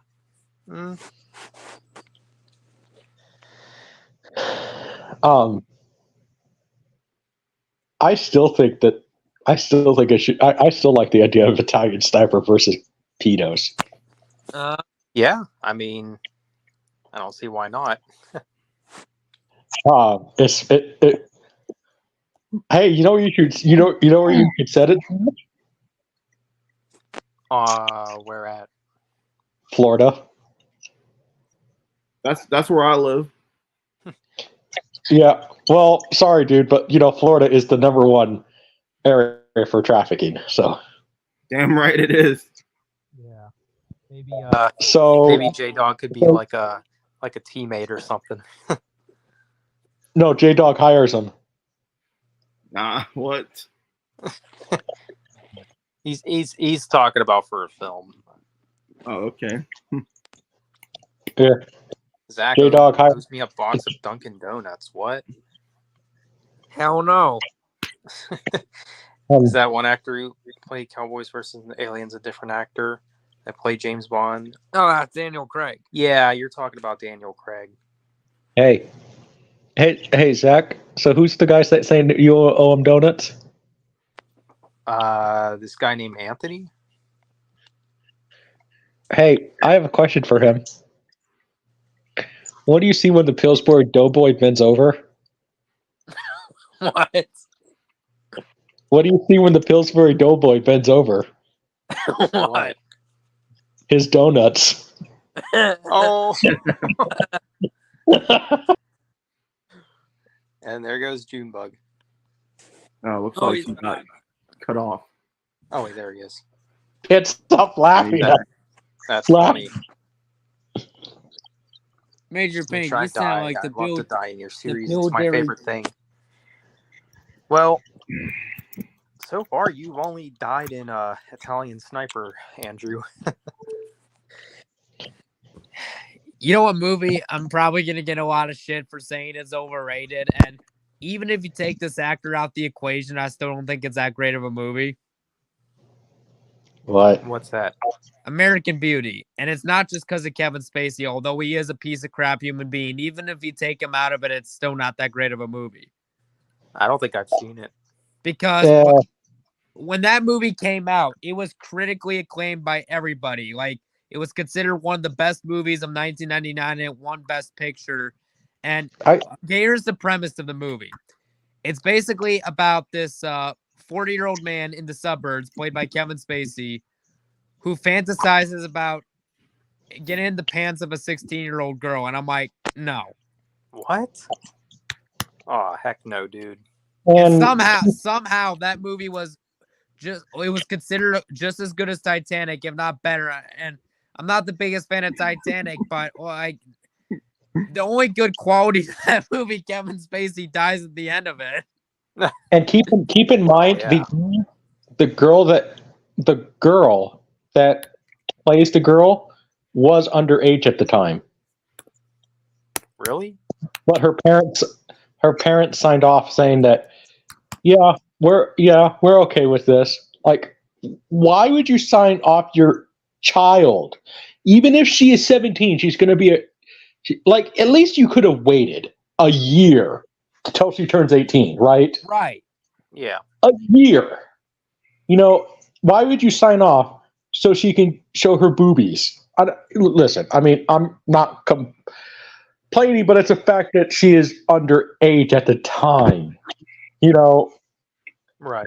I would give that movie a 4 out of 10 at best because the direction for a first-time director, and I could not believe that was from the same director, Sam Mendes, who did Skyfall. I'm like, really?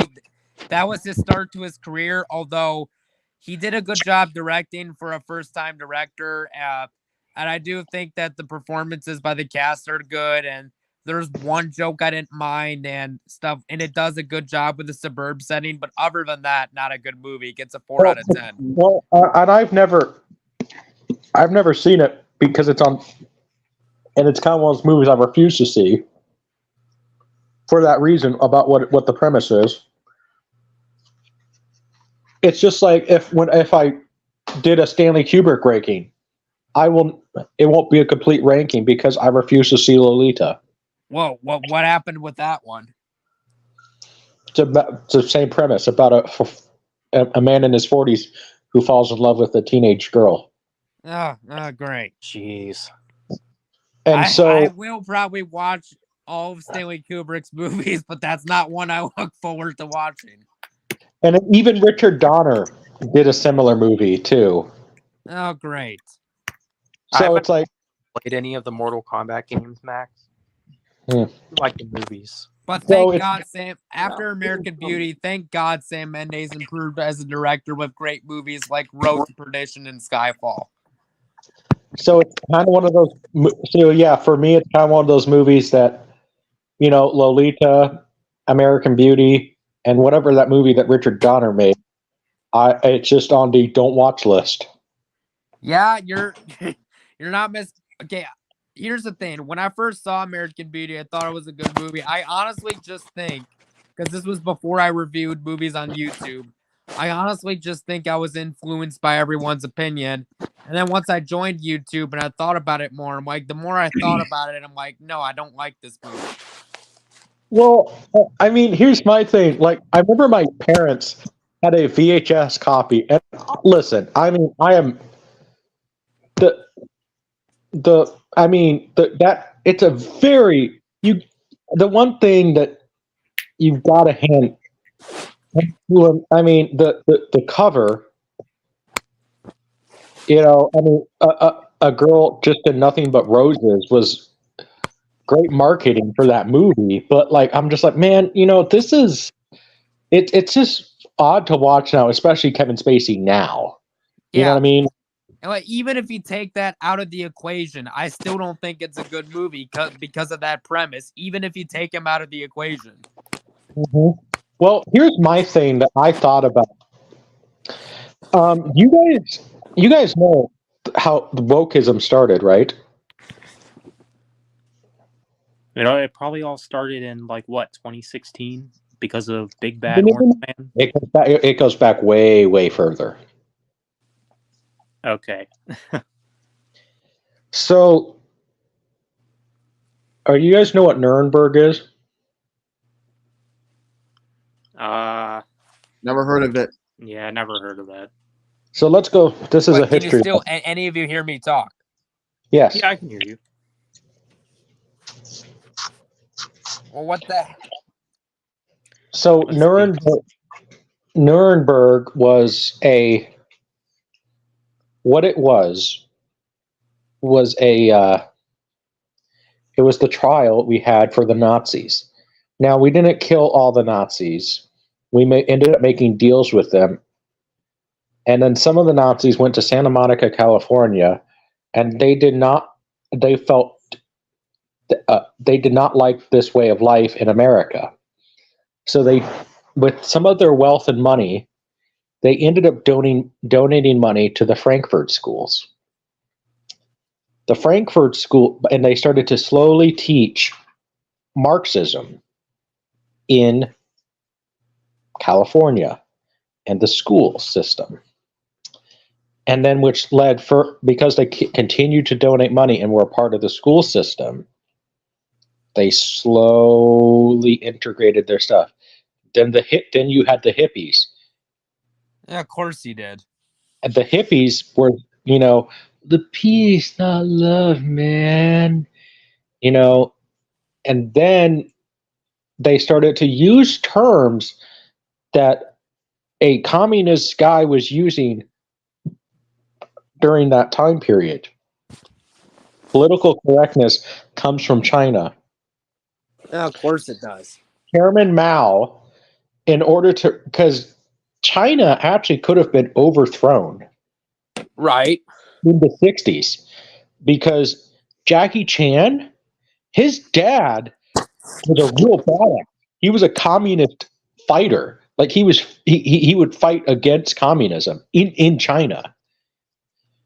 But then Chairman Mao then started to use the youth to integrate stuff like, oh, history doesn't matter and all this other stuff, and slowly poison the minds of the youth to gain himself more power. And it ended up working. The same guys at the Frankfurt schools slowly tried to do that with people in America.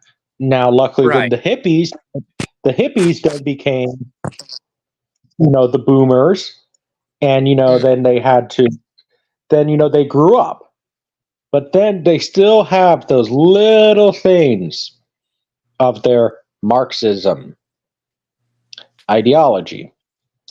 And then they slowly integrate their ideas, and TV and everything else integrates their ideas too.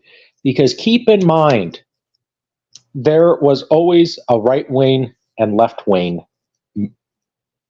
Hollywood. And I would say that it kind of died. The right wing Hollywood kind of died a little bit it slowly died a little bit with John Wayne. Luckily, Sylvester Stallone and Arnold and even Chuck Norris kept it alive, definitely. Right. Well, isn't Arnold the same guy who said "screw your freedom"? Yes, but then Arnold became a pawn, because when he got into politics,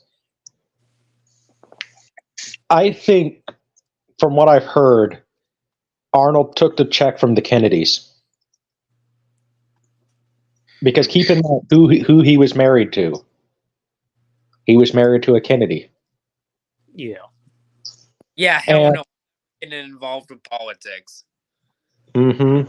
So it all began basically in the 40s. And so basically, to me, it's like, I love what Razor Fist says. Don't fight the culture, become the culture, and fight against it. And I'm like, that's why I like that idea. But then it made me think about something. What you do is you use their tactics against them. Basically, since they decided to donate money to the schools, you donate money to the school. Because if you donate money to the school system and colleges, then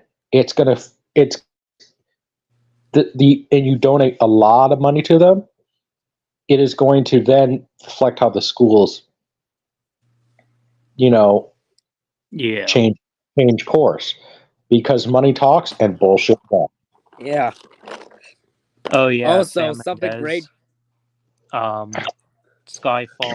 Yeah, Skyfall's a great Bond film. Spectre. I thought Spectre was okay, but it's definitely not the best. I like to call it Sphincter. Oh. But yeah, another thing about American Beauty, everybody loved that movie, but yet that BS won Best Picture, but not The Green Mile, which was a much better movie. Again, the Academy Awards can suck a dick. Right. The Junebug Film Awards is much better. Yeah, I agree. I watched a little bit of your 2023 one, and it was already better. Yeah. That might be mediocre at first, but hey, that's going to be, eventually I would love to, have a venue for that and everything, Uh-huh. Yeah. Because John Wick or The Matrix? Probably John Wick, because all the films are great, and Matrix, the last two films were kind of especially the last one. There was a fourth Matrix movie? Yeah, in 2021 called Matrix Resurrections. It was both in theaters and HBO Max, but it bombed at the box office. Like, it made $160 million worldwide, $200 million. I didn't think that movie existed. Here's the dumb thing. Fans of The Matrix hated the fourth movie, and it bombed the box office, but they recently announced a fifth movie. I didn't think the fifth. I didn't think the fourth movie existed. It does, unfortunately. I know. Well, I just choose to ignore it. You know. Yeah, you just don't want to acknowledge its existence. It ended with one of the things that you guys want to know one thing that when I applied to be chairman of Disney that pissed Bob Yep. Iger off that I would do. That's true, Aaron. Yeah, I know Yeah, they changed the name to the America Brave New World. Yeah. I tried watching a little bit of the Falcon and Winter show or whatever it was called. It was okay, but it kind of felt empty compared to the first three Captain America movies. So a whole movie to that doesn't interest me. Yeah, I didn't even bother with that show. You want to know something that apparently I heard that really pissed Bob Iger off that I said I would do? Oh God, what? When I applied to be chairman of Walt Disney, because I did campaign myself, I said that I would destroy the original hard drives of all the woke movies. Oh hell yeah! Because here's my thing. Think about it this way: you destroy the original hard drive, it's going to be hard to repurpose it because it's just a digital file. But if you destroy the original hard drive, it's basically just the same as destroying the original film print. Uh-huh. And I said, heck, I would. I wouldn't even get Mr. Hammer. It'll be burn it. Yeah. And apparently that really pissed him off. So yeah, no, he doesn't like me too much. Doesn't sound like it. No, he doesn't, because I tried to take his job at 27 years old. The boldness in me, right? But Oh wow. And when was that? 2020. Oh hell, nice. And I told people that, hey, he's still in charge of Disney. Bob, you guys think Bob Chapek is all this? I'll tell you guys the truth right here, right now. He was still in charge. Bob Chapek was a pawn. Do you guys know? You guys know what that is? I want to say so. They used him. What would an example be? Like a certain person who I'm not going to name is a puppet to the government. Yeah, kind of something like that. But like Bob Iger, the puppet, Disney's puppet, basically. Yes, he was a pawn. No, of course he was. Italian Sniper Renegade. That kind of sounds cool. Italian Sniper Rogue One. Yeah, right. Can't believe Arnold was the governor of your state. Average governor, but competent. Yeah. You know what remake I like? Even though I like the remake, I do think the original script would have been better. And that was the original script Peter Jackson had for his King Kong remake. Wait, yeah. What was the original? Like an Indiana Jones action adventure script. And now, as for the cast, Bruce Campbell was going to play the Jack Black character. The girl was going to be played by Kate Winslet, and I can't remember who was going to play the other one. Carl Denham was going to be played by De Niro. Oh, that would have been awesome. Wasn't Bruce Campbell going to be in? Wasn't he originally casted for Godzilla in 1998? I've heard that. I've heard that he was considered. They also, according to what I've read, it was on IMDb at one point. I don't know if it's still there, but according to what I read, Roland Emmerich wanted Bruce Campbell, Norm Macdonald, or Eddie Murphy in the lead. Which I'm like, you know what? I would have a movie. Get the fuck away from me. Well, to be honest, out of all those choices, I would have loved to see Norm Macdonald in that role. Uh-huh. Like, can you just imagine? Like, I can't do a good Norm Macdonald, but like, just imagine Norm's voice, like, in that role for the Matthew Broderick role. I'm like, man, I kind of want to see that now, don't you know?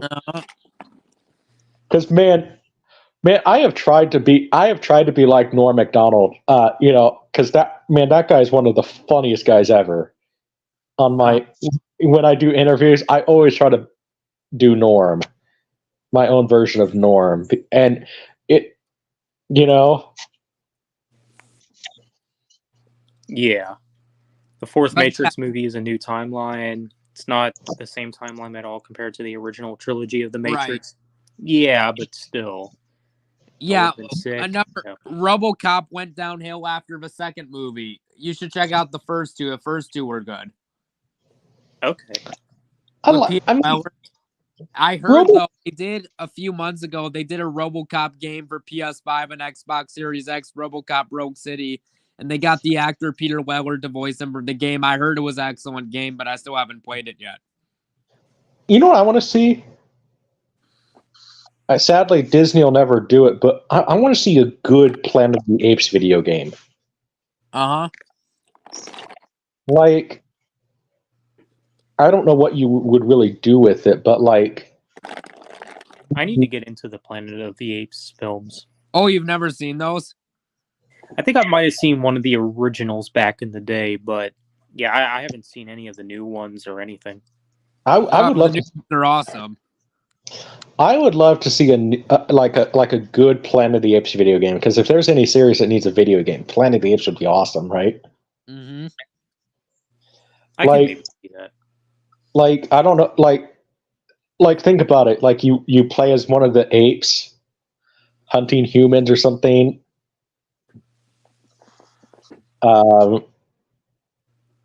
Something like that, you know? Yeah. My thing is with Kingdom of the Planet of the Apes, you know, I'm kind of curious where they're going to go with it, though, you know? Yeah, I didn't think we would get that, because War definitely felt like a definitive ending. Sky High had a few actors from Evil Dead. Yeah, I think I've seen some of that film. I knew Bruce Campbell was in that. And so Zach becomes friends with Uncle Ben's carjacker in the first Spider-Man movie. What? Hell no. Um. All right. Quick little ranking. Here's my ranking of all 10 King Kong movies. Number one is the original movie. Number two is going to be the 2005 Peter Jackson movie, which I quite like. My only issue is it is a little too long. 3 would be Kong Skull Island. 4 would be the brand new one, Godzilla X Kong. 5 would be Godzilla vs. Kong. 6 would be the 1976 remake, which I like. 7 would be King Kong Escapes. 8 would be King Kong vs. Godzilla original. 9 would be Son of Kong. And then number 10, King Kong Lives, because fuck King Kong Lives. That's a piece of shit movie. Not even Linda Hamilton could save that. I feel like you ranked the original King Kong versus Godzilla a little bit low, because I actually really dig that movie. That's one I like. Here's the thing. I like many of the Showa era Godzilla movies. I don't know what it is. I've tried to get into that one, and that's just one I couldn't for some reason. Yeah. You know, what's really funny? Have you guys ever read the 94 script for Godzilla? Oh, what is I don't it? think so. Oh, I watched a few YouTube videos on it. What's really funny is when I was reading the script, you know who I was picturing as the lead girl? Linda Hamilton. Yeah. But from what I heard in that script, they wanted Bill Paxton and Helen Hunt, which, funny enough, although John DeBon's Godzilla got canceled, he directed Twister with those two. He said he would have originally used them for Godzilla. Well, listen, I am not for cancel culture, but Jan de Bont kind of deserved it. You know why he got canceled, right? Oh boy, what did he do? He was an asshole on set. Of which movie? All of them.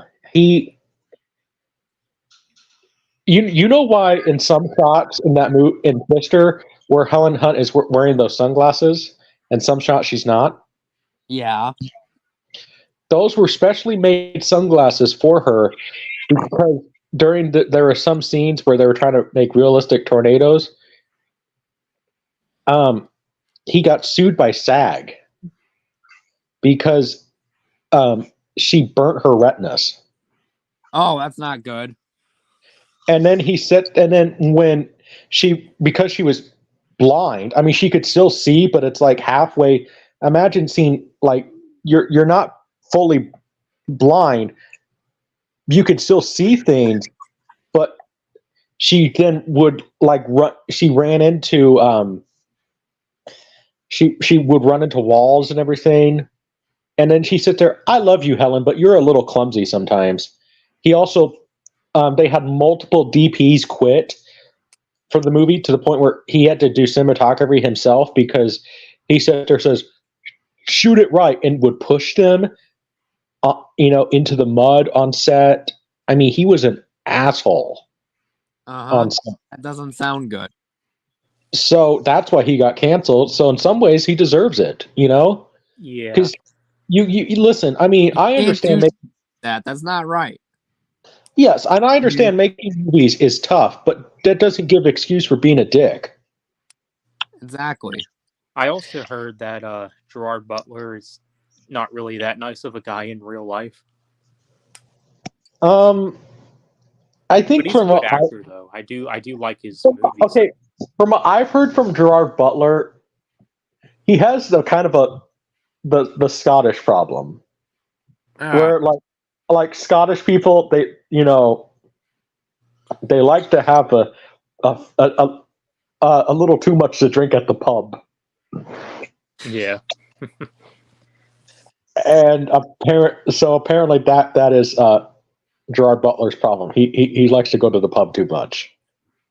Oh, wow. Also, something cool that Don G. Corleone guy, this week he's gonna film a rant on American Beauty, which he thinks is an overrated piece of crap, like I do, and post it to you. That's awesome.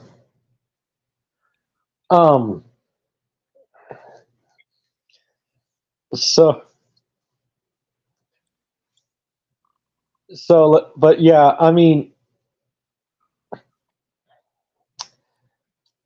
I don't know.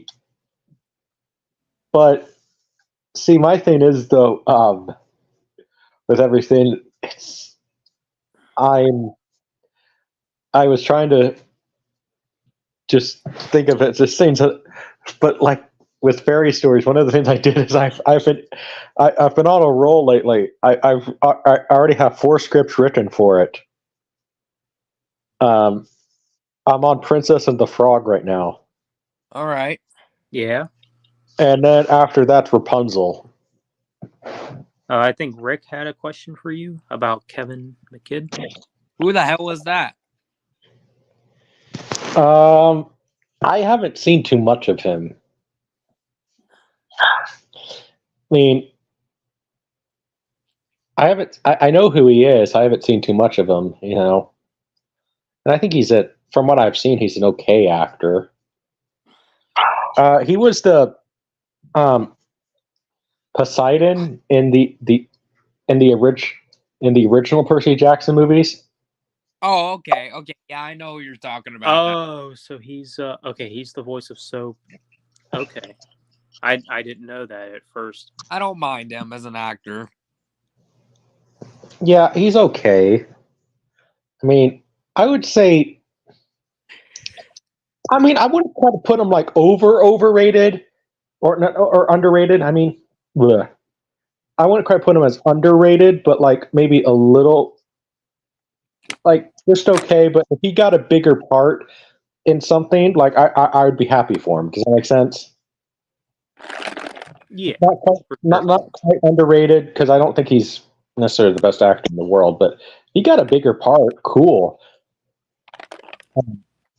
Like, I know he auditioned to play James Bond, which I can't really see him in Bond, but Nah. Him as Bond, hell no. Especially Aaron Taylor Johnson, who's rumored, hell no. Yeah, honestly,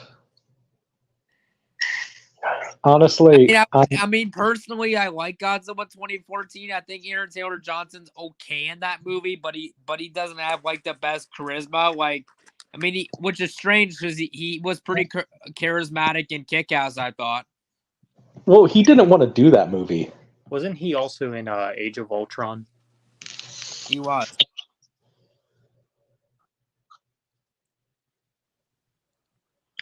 You know who I think? Hey, you know who they should have gotten for Godzilla 2014? Who? Drake Bell. Oh, hell yes. Yeah, that would have been cool. I bought Peter Jackson's King Kong pre-owned on CD at my local record store. It was still sealed. It's from Best Buy. Honestly, the Peter Jackson King Kong, that was my introduction to King Kong, and I didn't watch the original movie until like only 5 years ago, and I saw the Peter Jackson movie 11 years ago. Yeah, I like the Peter Jackson King Kong film. I do too. My only issue, it is a little too long. You could have cut like 30 minutes out of it, but aside from that, I think it's pretty good. Yeah, it was a little long, but still. I don't mind the length, but like I would have cut some stuff out on the boat and then extend the parts with Skull Island. That's fair. You know, is at least what I would have done. And by the way, has anybody seen that April Fool's Day joke that Peter Jackson pulled, where they were where they said that they were making Son of Kong? Oh, I did hear a little something about that. It was an April. I didn't see it I heard a while ago. Like I was looking at like an article. I think it was from like 2 or so years ago of like canceled King Kong movies, and I think they mentioned something about that. It was an April Fool's Day joke, meaning it was all a joke. But man, I want to see this. I mean, oh my gosh, this sounds awesome. Is it? I don't think Josh he is. Hutcherson. Isn't King Kong public domain? I don't think he is. He will be soon, right? Well, yes and no. It's complicated. Like, yes, King Kong is public domain. But let me guess, no one can use them because they're legendary right now. That's part of it, but it's basically trade. There's the trademarking issues with it. Yeah, of course there. Legendary owns a trademark. I mean, honestly, if you want to do a King Kong, movie, I mean, what I would suggest is do a Congo movie instead. You know? Yeah. Honestly, because Mothra had her own solo movies, I honestly think they should just make a Mothra solo movie in the Monsterverse where she has to like protect her from pollution from like Hedorah or something. Yeah, I wouldn't mind seeing that. So, who would you in the Gamera verse? Who would you say you could see out of Gamera's, little monsters? Which one? I wonder which one could be Gamera's friend, like Mothra is sometimes. Oh, well, I don't really think I can answer that question because I've only really seen 3 of the Gamera movies, the ones from the 90s. So I haven't really seen most of them, so I don't think I can answer that question fairly. By the way, if you guys want to check out an amazing kaiju movie, you can watch them on Tubi. I'm not sure how to pronounce them, so don't even ask me to spell it in the private chat. But they're called Dumanjin. Dumanjin?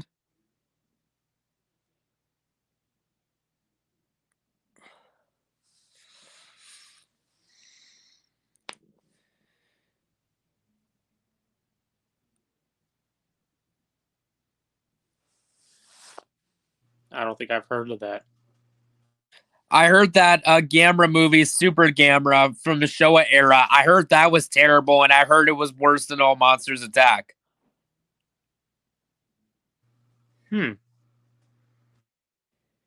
And I absolutely despised All Monsters Attack. So if I review the Gamera movies, if it's worse than All Monsters Attack, then holy shit, I'm in for some deep shit if I decide to cover those movies.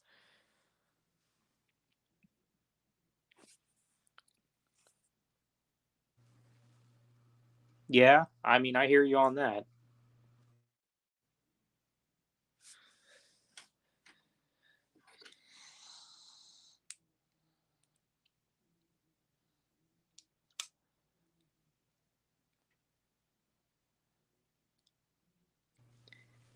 Are you serious right now? What? Creative genius. Oh, this fucker's here. Why do you defend race like Brian Delivers, dude? Wait, is he the guy who? He's one of the guy he's who one of called Larry's Brian supporters. Delivers the goods? Is he the guy who made all those racial comments and stuff? Do you want me to hit him? Sorry. Oh boy, did I miss a stupid troll? Hey, He's Zach, here. do you want me to hit him? I mean, you don't have to. I mean, we can I guess handle I'll it. hit him. Hit him with a baseball bat and get one with nails on it. So, anyway,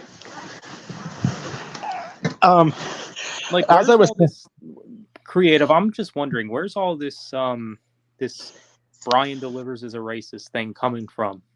Like, That guy on drugs.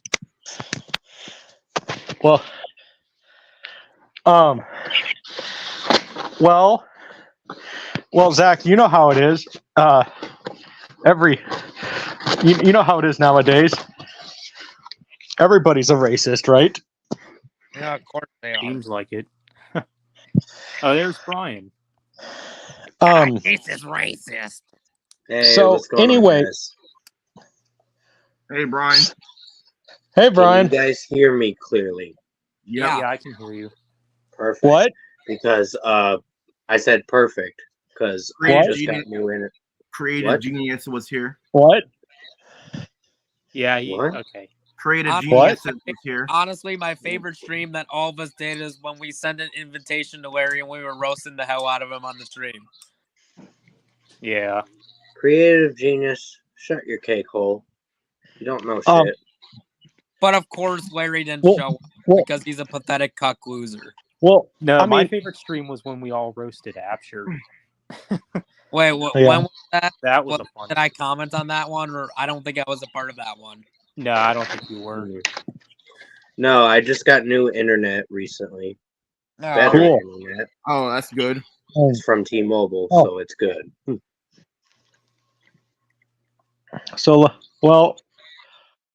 So I don't know. That one was a fun stream. That when we roasted Larry Batman fan, even Affleck, that was fun. Yeah. Yeah, that was fun. Probably mad because Yeah, I got a gaming stream happening tonight. Oh, We're gonna nice. test What- it Oh, out. I thought you were Oh, already Final. streaming. No, I wasn't streaming. I just had to do the Godzilla -1 review, and look Oh. how quickly that uploaded. Oh, All okay, right, that's I'll cool. check it I'll out. check it It out. took me 2 minutes for it to be uploaded. That's cool. Yeah, a minute or two. It was pretty quick. This internet's been working I very started well. uploading. I uploaded an epic rant tonight before I joined the stream, and somebody just commented on it. I haven't even looked over it yet, but I Mhm. will after the stream. Um, I did an Yeah. epic rant on the comedy movie, Disaster Movie from 2008. Fuck that movie. That Oh, movie's terrible. God. The only good quality of that movie is when Kim Kardashian dies, because she's a piece of crap human being. Well, she really is. So the fact that it happens in the movie, hey, I cannot get mad at that scene. I just wish her butt wasn't fake. Yeah. Also, Brian, have you seen any videos from Donji Corleone? He's a funny movie reviewer. Not really. He's basically friends with Rambo Ralph for Life Fabio. Well, I wouldn't really say he's friends, but he's a subscriber. He basically reviews movies.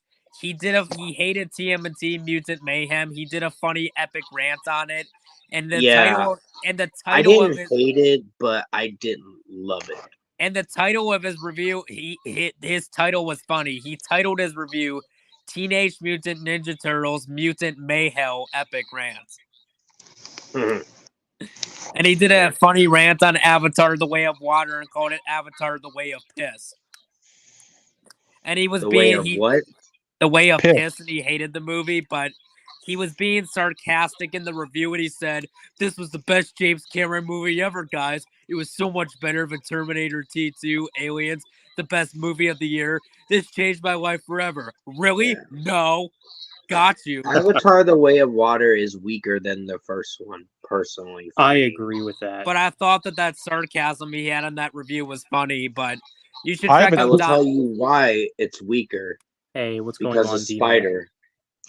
Yeah. I didn't see Spider, it. the character, I wouldn't recommend it, Junebug, because if you do see it, keep in mind, you're going to see a flip-flopper of a character. Yeah. Oh, Yeah, like Whoa. he We talked about- alternates. What Yeah, he we does already talked is- about that. I'm open to it as long as it's done right, because really, Teenage Mutant Ninja Turtles, in my opinion, the 2007 animated movie was okay, but they haven't really had a great movie since the second movie from the 90s. But if that's the way they can redeem the franchise and get it back on track, I'm all open to see that. And they're As long as- also making and it's gonna be based on the TMNT Last Ronin comic book. And they're also making a Last Ronin game for PS5 and Xbox Series X, which I'm so hyped for. as long as they can, again, bring back Robbie Rist as Michelangelo and bring back Judith Hogue and Elias Cotees. I think more people will be sold on it. Like, I think you're still going to get those negative people, but, you're still, it's the internet. You're going to get negative people no matter what, But yet people complain about it, which is stupid, because here's the way I look at it. Like, look at the first few X-Men movies. Those movies were PG-13, and then they transitioned into rated R with Logan. So why can't you do the same to TMNT? Yeah. Yeah. Yeah. But yeah, But I'm The open. Final I'm down Fantasy- to it as long as it's done right. yeah. The Final Fantasy VII remake game I'm doing. I don't have a PS5 yet, but it is Oh. in the process. It's just taking a little bit of time. Oh, because of the money thing. Yeah. Once you get a PS5, you know a really good horror game. Have you ever played the Dead Space games? Those are good. I beat the Dead Oh Space. yeah. I I heard beat- the remake was really good. Oh, it was really good. I played that last year. I beat that game 2 times. It was really good. Was the ending had a jump scare? Yeah, Did it freak you the hell out? it was kind of creepy, but it was a good game. I did quite like it. And then Yeah, that's after what they that- did with the I haven't- original, and the original was so good. And since I have an Xbox One and it's backwards compatible, I played Dead Space 2 immediately after the Dead Space remake and really liked Dead Space 2. You know who's a big fan of Dead Space? Who? John Carpenter. Yeah, I do I don't know think I that. knew He that. said he has said he wants to do a Dead Space movie. I could see it. Yeah, as long as Um, it's done right.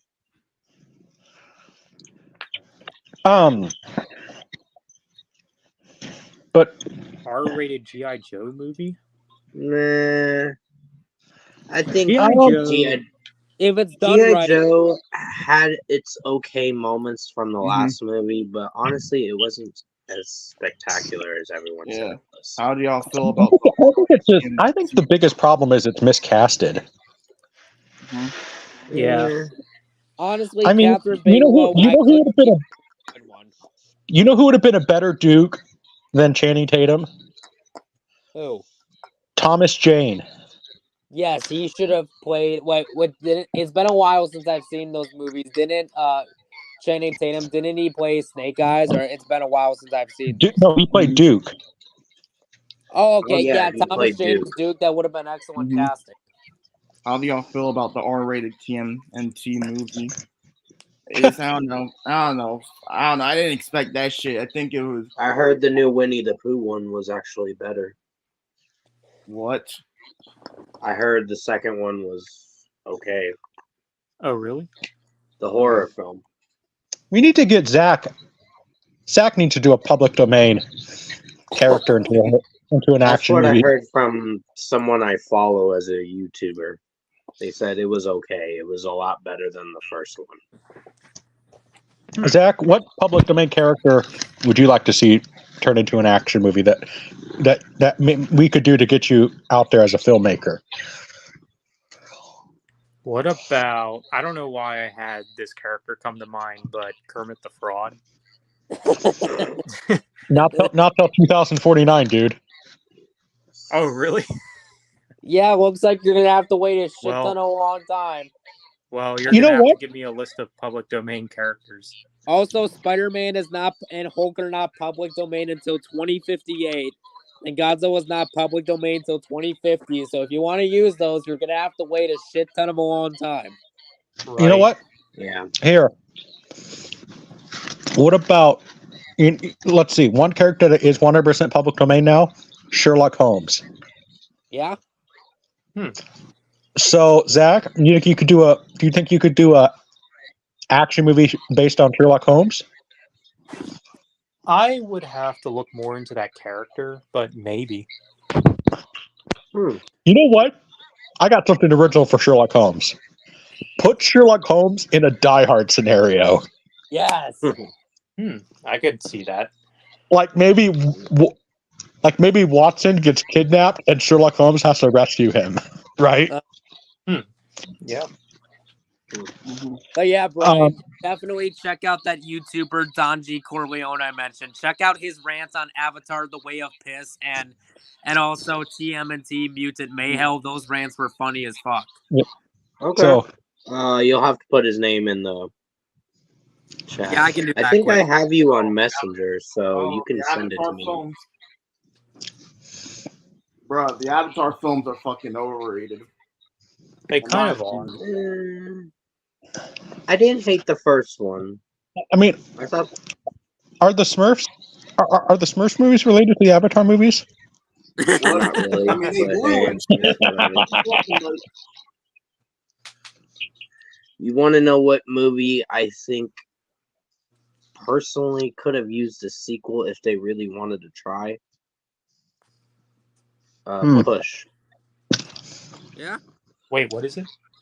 Push with Chris Evans. Oh, And Dakota Fanning? you know, Yep. that would be a good video idea. Movies that I want to see sequels to. Honestly, it had the idea. It could have done something with the second, but hey, if they didn't want to do it, that's fine. There were some other movies I'm trying to think of that could have had good sequels, but they didn't continue it. Matrix, no. I think they need to stop with that. Yeah, they should stop after the fourth one. Yeah, I think there's no idea there anymore because now it's just a plot hole of confusion. Yeah. But yeah, -1 was actually really good. Oh, okay.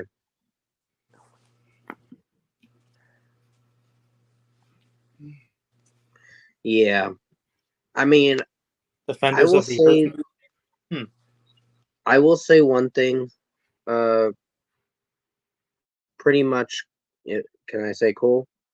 Yeah. Okay, perfect. I will say that I didn't hate Way of Water, but I didn't love it. I'll be honest, I haven't even seen it yet, so It's 3 hours and some minutes of a movie, so it's pretty lengthy. It's why longer the than fuck the does first every one. movie have to be 3 hours nowadays? Like, don't get me It's wrong, so- I really liked Oppenheimer and the Batman, but not, god damn it, not every and John Wick 4, but god damn it, not every movie needs to be 3 hours. Well, Oppenheimer, they had to have a lot of things they needed to talk about in that film. That makes more sense. And I like John Wick 4 and the Batman, but god damn it, not every movie needs to be 3 hours. Oh, Lorna Shore is a good band, Max Palmer. I'm actually planning on reviewing their discography. That's cool. They're Also, deathcore, but they're really good.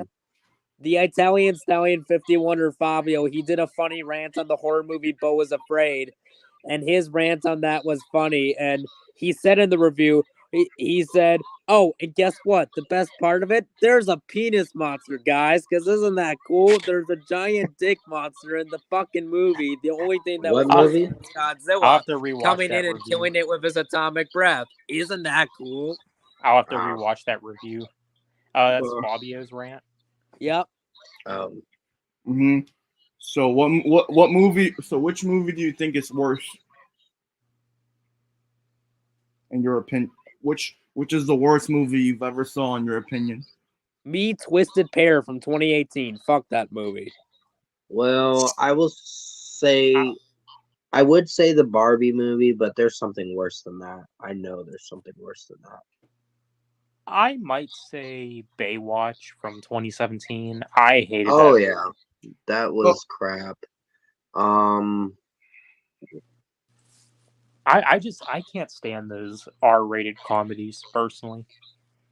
I don't mind them in my opinion. There was a movie that really pissed me off last year. A few actually. Fool's Paradise with Charlie Day. That was a bunch of crap. They take a mental health patient that was in a psych ward and throw him out into the world to be famous. It was bullshit. Sounds like it. Yeah, it was like, that is discriminating against mental health people. Well, I'm definitely not watching that. I wouldn't. You'll hate it. It's That's exactly why I'm not gonna watch it. I think I can name. Oh, go on. There's one more. A guy. I'm just trying to remember. They Them. That's another one that was really bad. I didn't see it, but I did hear about that one. I did see Fabio did do a ranty commentary on that. That commentary was hilarious, where he ripped it apart. Oh yeah, it was not good. Yeah, movie 43. Yeah, I'll agree. That movie was really bad. The worst comedy I've seen is Disaster Movie. No, watch movie 43.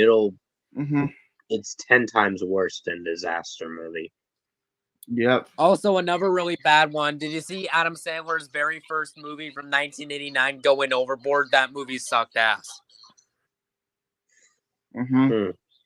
In fact, Adam Sandler, because he has all of his movies on his IMDb page, he was so ashamed he even took that movie off his IMDb credits. Actually, I do have my list still from last year for worst movies. Zoe 102. I heard You that was People. really bad. Mm-hmm. Expendables. 4. Yep. I didn't see it. Don't plan to, because Expendables 3 was bad enough. Yeah, I remember I saw this one movie before. Oh, now I know what my number one was. Sick Girl. The hell was that? It's with Nina Dobrev from Vampire Diaries. So apparently she's like some chick in her mid-20s, almost 30s or whatever, and wants to party and drink and get fucked up. Well, I remember there was I'm not a fan of Vampire Diaries. I tried watching the first episode and gave up. Yeah, I will say that with her, it's so stupid that she decided to throw a phone because she was so pissed off at her friends' lives and they're moving on, getting married, having kids. And then she throws a phone at one of her friends' kid and says, "I have cancer." Great. What? Anyway, what were you about to say, J-Dog? I remember there was this one movie I saw where a doctor dates this one Asian girl. I think that one movie came out in like 2019. I don't remember the name of the movie. I remember there was this one movie where a doctor tried to fix their mother. He came back and the woman was like, "Dead, she dead." And then then they went boat riding. I don't know the rest of the movie, but I left the movie early because I couldn't bear to watch that shit. Yeah, sounds really I have bad. a little story on the Fantastic Four 2015 film. That was a Um, cool movie. it was a horrible movie for sure. Walked Kid walked out with his dad or whatever and said that movie sucked. He's I was not wrong. laughing. I was like, "Oh shit, what am I getting myself into?" And then you saw the movie. Let me guess, you left the theater. I didn't leave the theater. I watched the whole thing and I was like, "That was ass." You just gotta be careful. You don't want Paramount or whoever owns the movie to come. Well, I gotta head out of here. So, all right, bye. All Everyone. right, All right, see you Cole, later. take care. So yeah, I'm gonna visit a fan stream real quick. Oh wait, Yeah, I'm actually gonna start my own stream. thanks. Yeah. Oh, thanks, man. Yeah, old dog is dope. Yeah. All right, Yeah. I think I'm gonna visit a fan stream. All right. Oh yeah, you're fine. All right, see See ya. you later, J Dog. See you, man. Take care. But yeah, what else was I gonna say? There were other bad movies I had on my list last year. There was 33. Really? Yeah. And they were extremely bad. Hmm. Yeah. So I did that video around Christmas time or somewhere around then. And a lot of people said, "Oh, that's a good list, but long." I'm like, yeah, I made the videos like 30 plus minutes for a reason. Oh, okay. Yeah. So you But saw yeah, you saw Say Godzilla again? -1.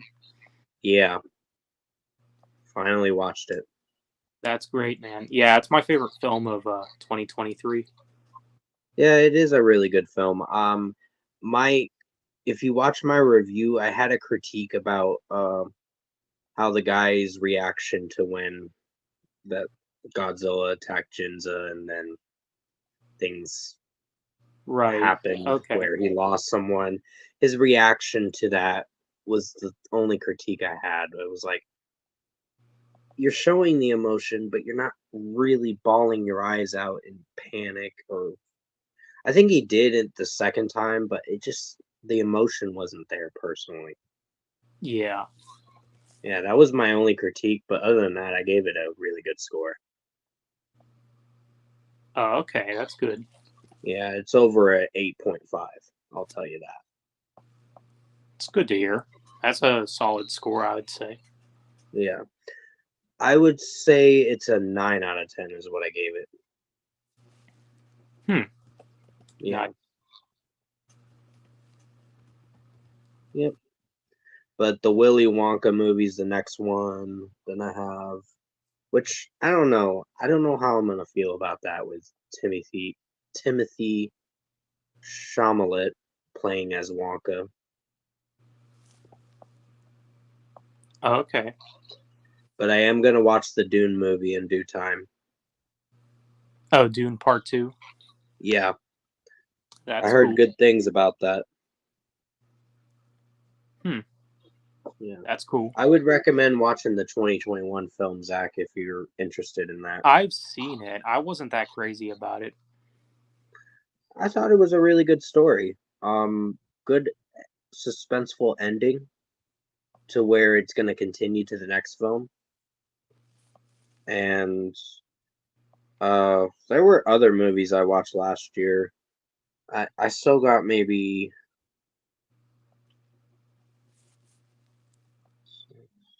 7 or 8 movies left to review Okay. for last year's movies, and then I'll be caught up to 2024. That's cool. I will start with Night Swim, then The Beekeeper. The Beekeeper's a good movie. It is? Yeah.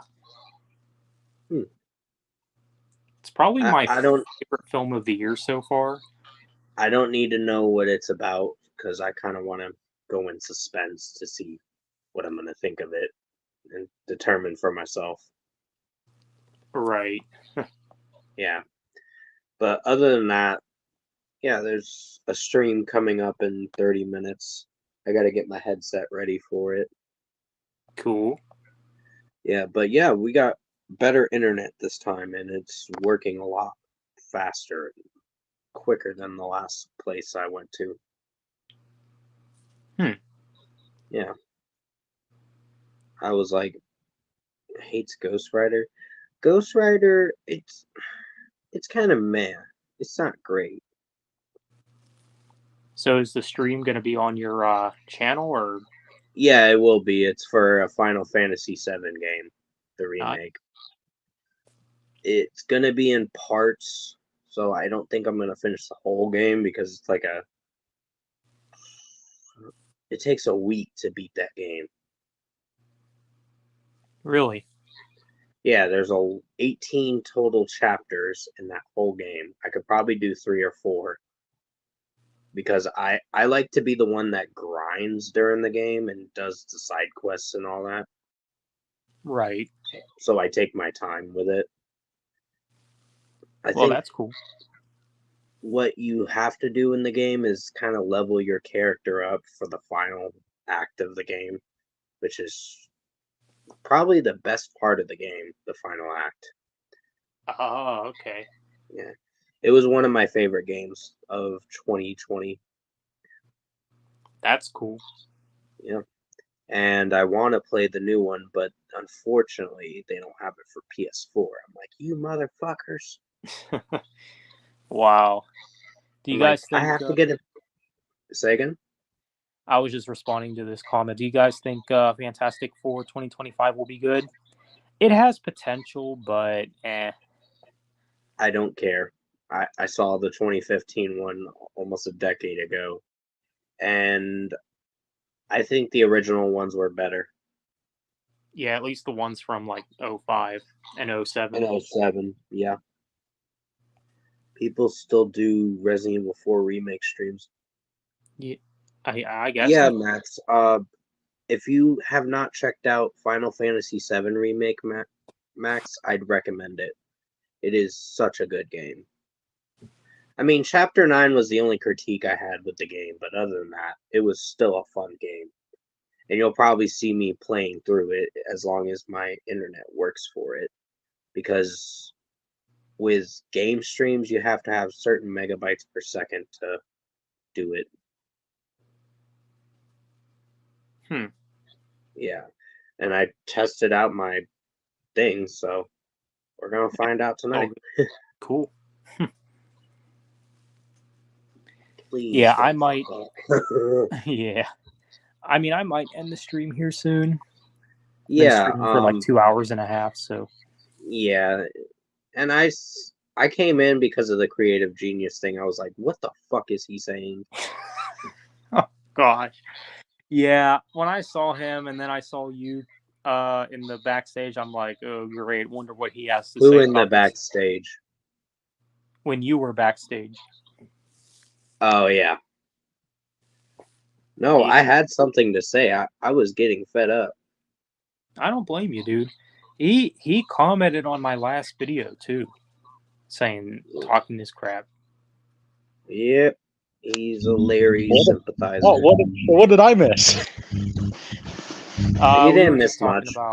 We were just talking about creative genius. Yeah, no, my mama's going on a trip here, helping her pack and everything. And okay, nice. Now she's just kind of, gathering the stuff that, I don't want to see as a son. Yeah, Jimbug, I have a stream coming out in 24 minutes. I got to get it set up on my PS4. Cool. Yeah. So, who was saying Fabio's crap? I don't think anyone was saying Fabio was crap. What were we talking about, saying Fabio crap or something then? No, we were talking about creative genius. Who? This guy named Creative Genius who's been trolling. Little self-indulgent, isn't he? Calling himself a genius then, isn't he? Yeah. But yeah, probably gonna start it after you're done with your stream. All right. Yeah, I'll probably wrap up here soon. Yeah, I'll So I chill might- for a few more minutes, then I'll Yeah, head that's out. fine. Some think Monkey Man is a horror movie. I don't know. I've heard mixed things about it. Oh yeah, I hear you, Max. The one game I do want to stream, but I'm gonna probably wait a little while for that. Is gonna be the God of War 2018 game. I do want to get Ragnarok because it's on sale right now for That's only cool. $30. Thought a bit in the Final Fantasy Rebirth, Brian, because it has more. Oh, he was talking to you. Okay. Well, I've been very vocal. One of the things I would like to do with my media company, I want to put money into Sega to make a new console, and I came up with the perfect name for a new console: What's that? What's that? the Coliseum. That sounds pretty cool. Nintendo Coliseum? No, the Sega Coliseum. Oh, Sega Coliseum. That is actually pretty cool. Because I would like to put money into Sega to make a new console. Because think about it, we've had the same exact consoles for almost 20 years. Yeah. And Like I Sega think I thought- Genesis. I think I probably pretty much thought of a revolutionary idea. So people always argue that PC gaming is better, right? Right. So what if you could create, with technology right now, I believe you can do this. What if you can create a PC gaming experience on your TV? Who is Jay and Brick? Troll. Probably. I'd get rid of it. Most likely. It's So- either him or some other troll. So my thing is, you do that, but with the touch of a button, you can go live on your YouTube channel and your Twitch channel, and all you literally have to do is just touch a button. Yeah, I gotta reinstall Twitch again. I do want to stream Hogwarts Legacy in due time. Uh-oh. He says, "Uh-oh." Uh-oh. About what? Brian's gonna get canceled. He's streaming Hogwarts Legacy. J.K. Rowling being canceled. Oh, you mean with the Brian Asher thing? No, J.K. Rowling. They don't like her right now. Oh, the creators that made Hogwarts Legacy, or No, the creator of Harry Potter. You haven't heard? oh yeah, I already know about it. Yeah, no, they're trying to cancel her right now. And Scotland, where she lives, passed a new law that if you criticize the LGBTQ, they'll arrest you. J.K. Rowling posted on her Twitter, "Well, I'm waiting for them to arrest me." So it's like, wow. And people Oh say yeah, that I know she's a piece of crap.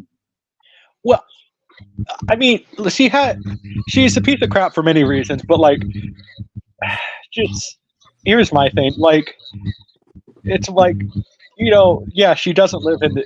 It's like, oh my gosh, like, Isn't Can she we- transphobic? she said stuff that is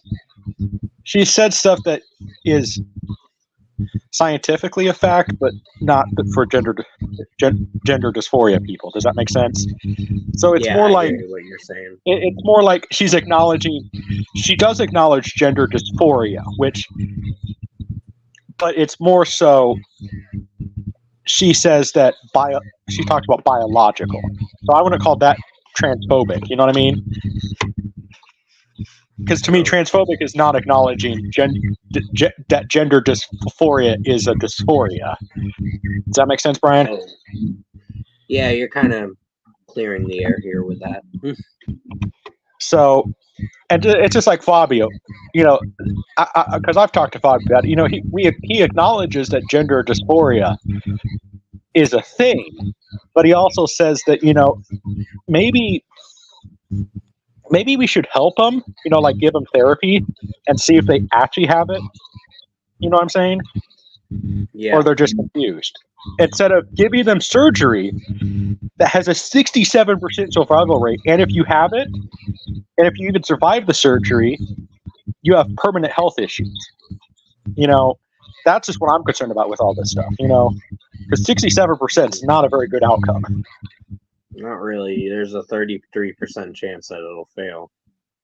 Yeah, and if it does fail, you will either be dead or have permanent damage to your body that will never be resolved. Yep. Yeah. So that's what, and then again, Fabio has also said this. Listen, whatever you want to do as an adult, I don't care. But children, no. Right. That's what I have the issue with. Hmm. You seem puzzled, Brian. No, I'm just like, okay. Yeah, well, no, I'm a I think little that's- puzzled, but not too much. I get what you're trying to say. I'm just trying to wrap my head around it a bit. Yeah, it's one of those things that she just said stuff like that, you know, and then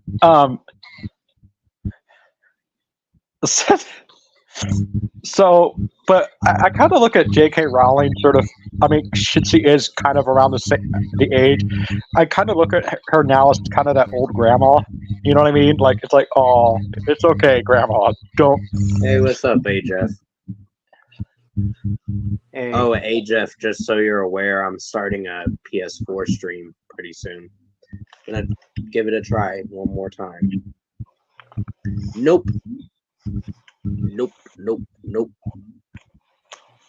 Oh boy.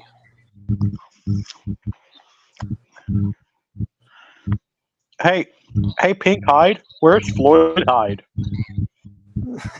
Where's what? Floyd Hyde.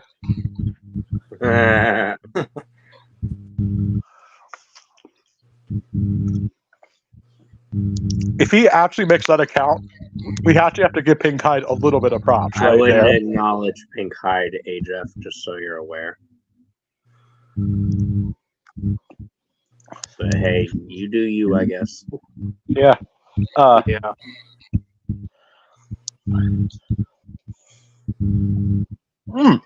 Yeah. But yeah, I'm gonna get ready to start the stream in just a second. I'm gonna be in here. Yeah, I'll probably 9:45. wrap up here soon. By the way, Oh, Zach, at the 3-hour mark. Yeah, might as well. hey, by the way, Zach, I'm actually going to be free to do. Oh, it's gonna be for Final Fantasy VII Remake. I'm actually going to be free to be doing album talk now. So, Oh, really? yeah, because Sit Down by the Fire, we're having our own YouTube channel for it. Yeah. So- when did you want to have me on that? In May? Yeah, we're talking about we're looking at that. It's kind of on hold right now because we're just figuring out some stuff with Sit Down by the Fire. Basically, it had its own YouTube channel right now. So, Oh, that's cool. Yeah, I think I did hear you say something about that. so we have a little stuff we're figuring out, but I mean, there's a few episodes pre-recorded right now, but it's not going to go up. But yeah, we'll have you on it. But I was going to say I can have you on. We can finally do album talk if you're ready. I kind of wanted to give you. I wanted to start it earlier this year, but I thought I should give you some space to do it until you can kind of get your mindset right, if you know what I mean. Oh, because of a couple of months ago. Yeah. Yeah, Yeah. no. I'm gonna head out, guys, just so you're aware. All right.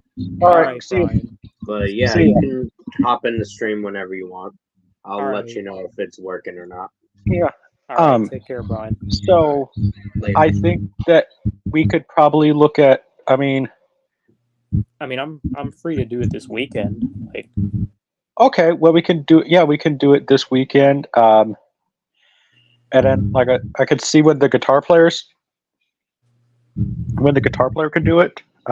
Wait, guitar player who? Minotaur, my guitar player for Stuck Out by the Fire. Just because I like to have that little, at least when we're for StreamYard, it has that awkward little delay where you're like, okay, please record. You know what I mean? Yeah. So what I like to do then is just as soon as action, the guitar player just starts, playing the guitar. You know what I mean? Yeah. So I can see when he's available, maybe this weekend.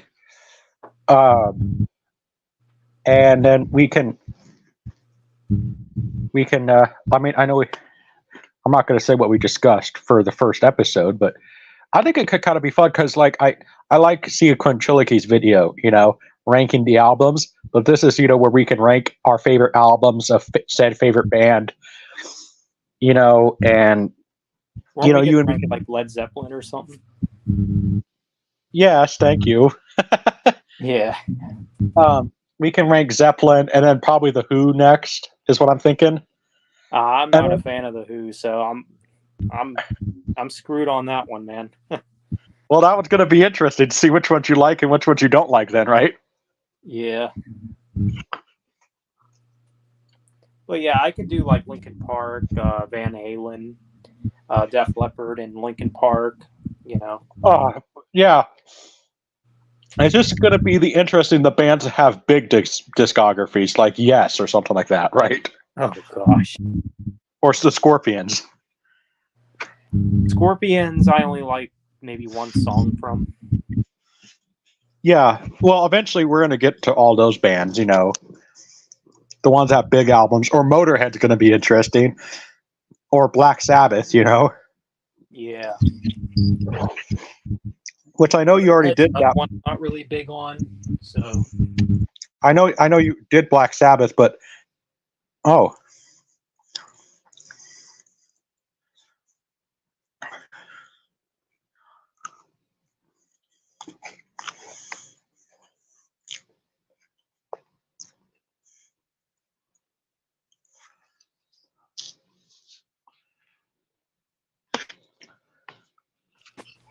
sorry about that. I don't know what happened there. Did you kick yourself out? It went like crashed on me. Huh. Your mom loves the Who. Brian delivers his gay. Hi. Okay. We're gonna have to ban you, pal.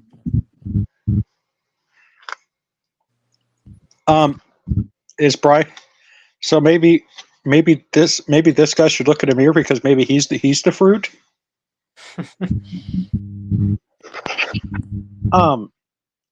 Here's my thing. We'll start with the bands with the smaller discographies because, I mean, the ones like the Rolling Stones, like, oh my gosh,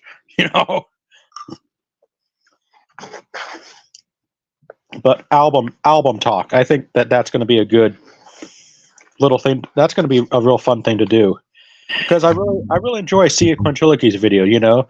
Ranking the albums. I'm like, man, that's such a cool idea. Yeah, I mean, and yeah, we're ripping them off, but we're ripping them off with love, right? Yeah, pretty much. And then with you being kind of in that music crowd, maybe you could have some guests. You can invite some guests on, right? Yeah, maybe like Brian. Brian, yeah, you could have Brian. Heck, if you know Pete of Sia Tranquility pretty well, like, or you think good enough to get him on? I don't have connections with him. He's on another scale, dude. So yeah, like he's a lot bigger than I am. So. No, at least when it comes to music. Does he really care about numbers though, or does he really look at them when collaborating though? He did. Right. I do have a connection to him. So. Okay. But no, I mean we will we could discuss that though, because I think it'd be kind of fun to do because you and me are big music fans, you know, Right. and Van Halen would be fun to do, and even when we do Black Sabbath though, I'm gonna include I'm gonna kind of cheat and include one album that is technically a Black Sabbath album, but not really. It's Heaven and Hell, The Devil You Know. I knew you were gonna say that. So we would include that one because oh my gosh, that is an amazing album.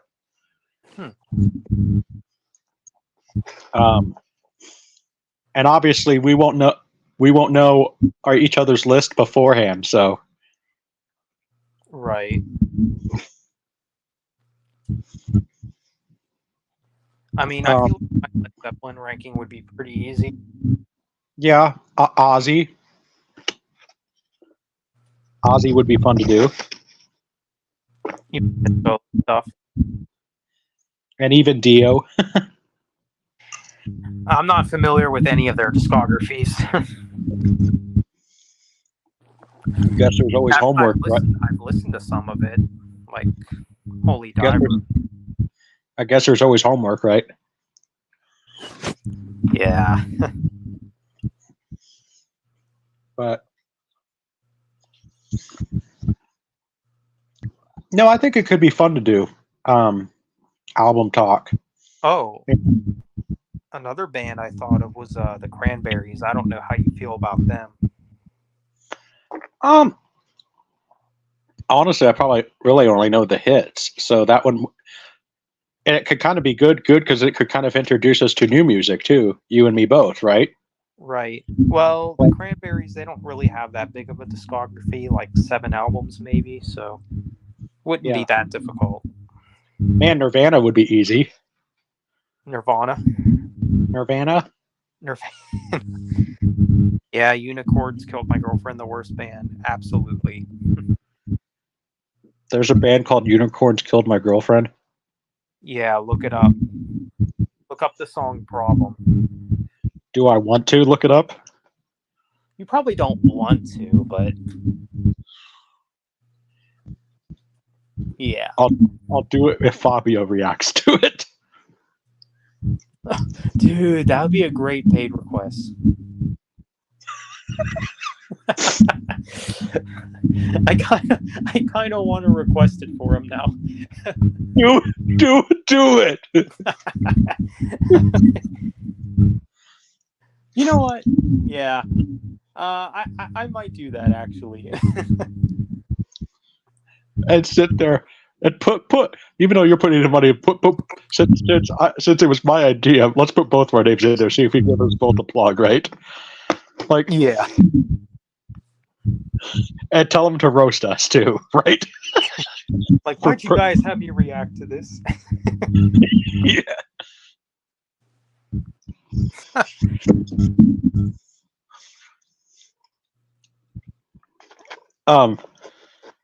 Yeah, you don't like the scream. I don't think anyone likes the screaming in that song.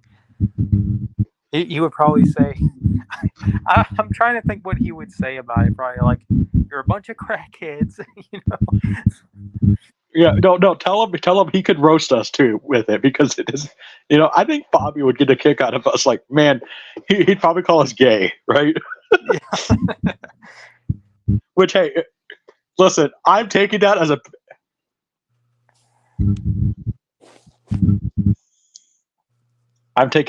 a badge of honor. So, yeah.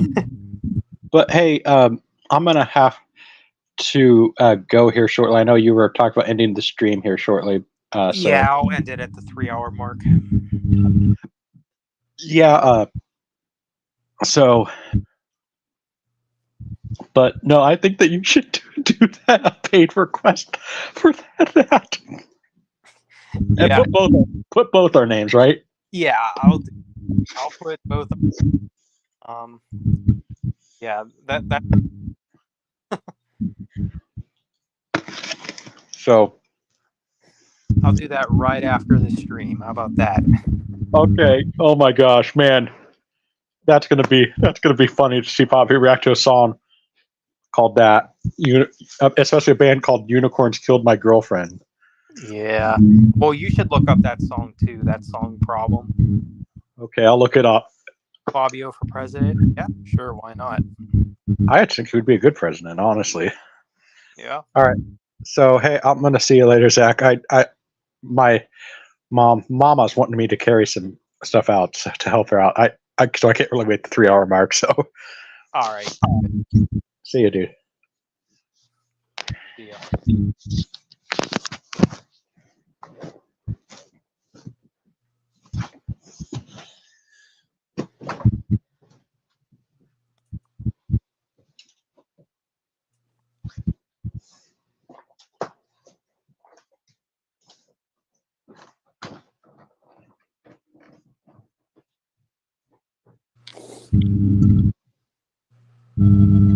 All right, so I'll probably end the stream in about 2 minutes.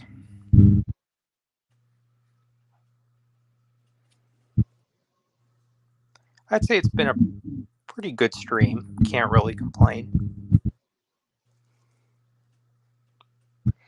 But yeah, I do have a new trailer for X-Ray coming out this week, so exciting stuff.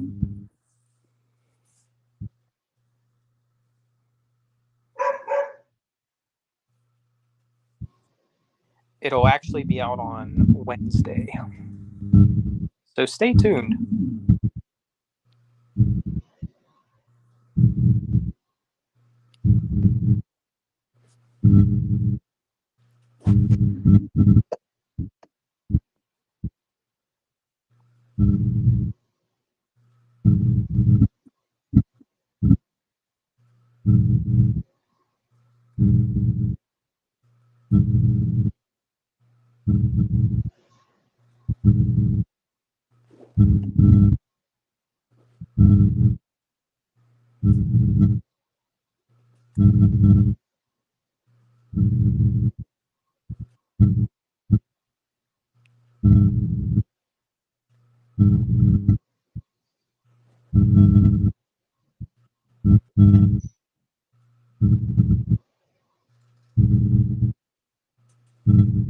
Yeah, so I'll probably go ahead and end the stream here. So it's literally like 10 seconds till I reach the 3-hour mark. So yeah, thank you all for joining this live stream. Hopefully you all have fun. It's been good. So with that said, have a good night. Take care now.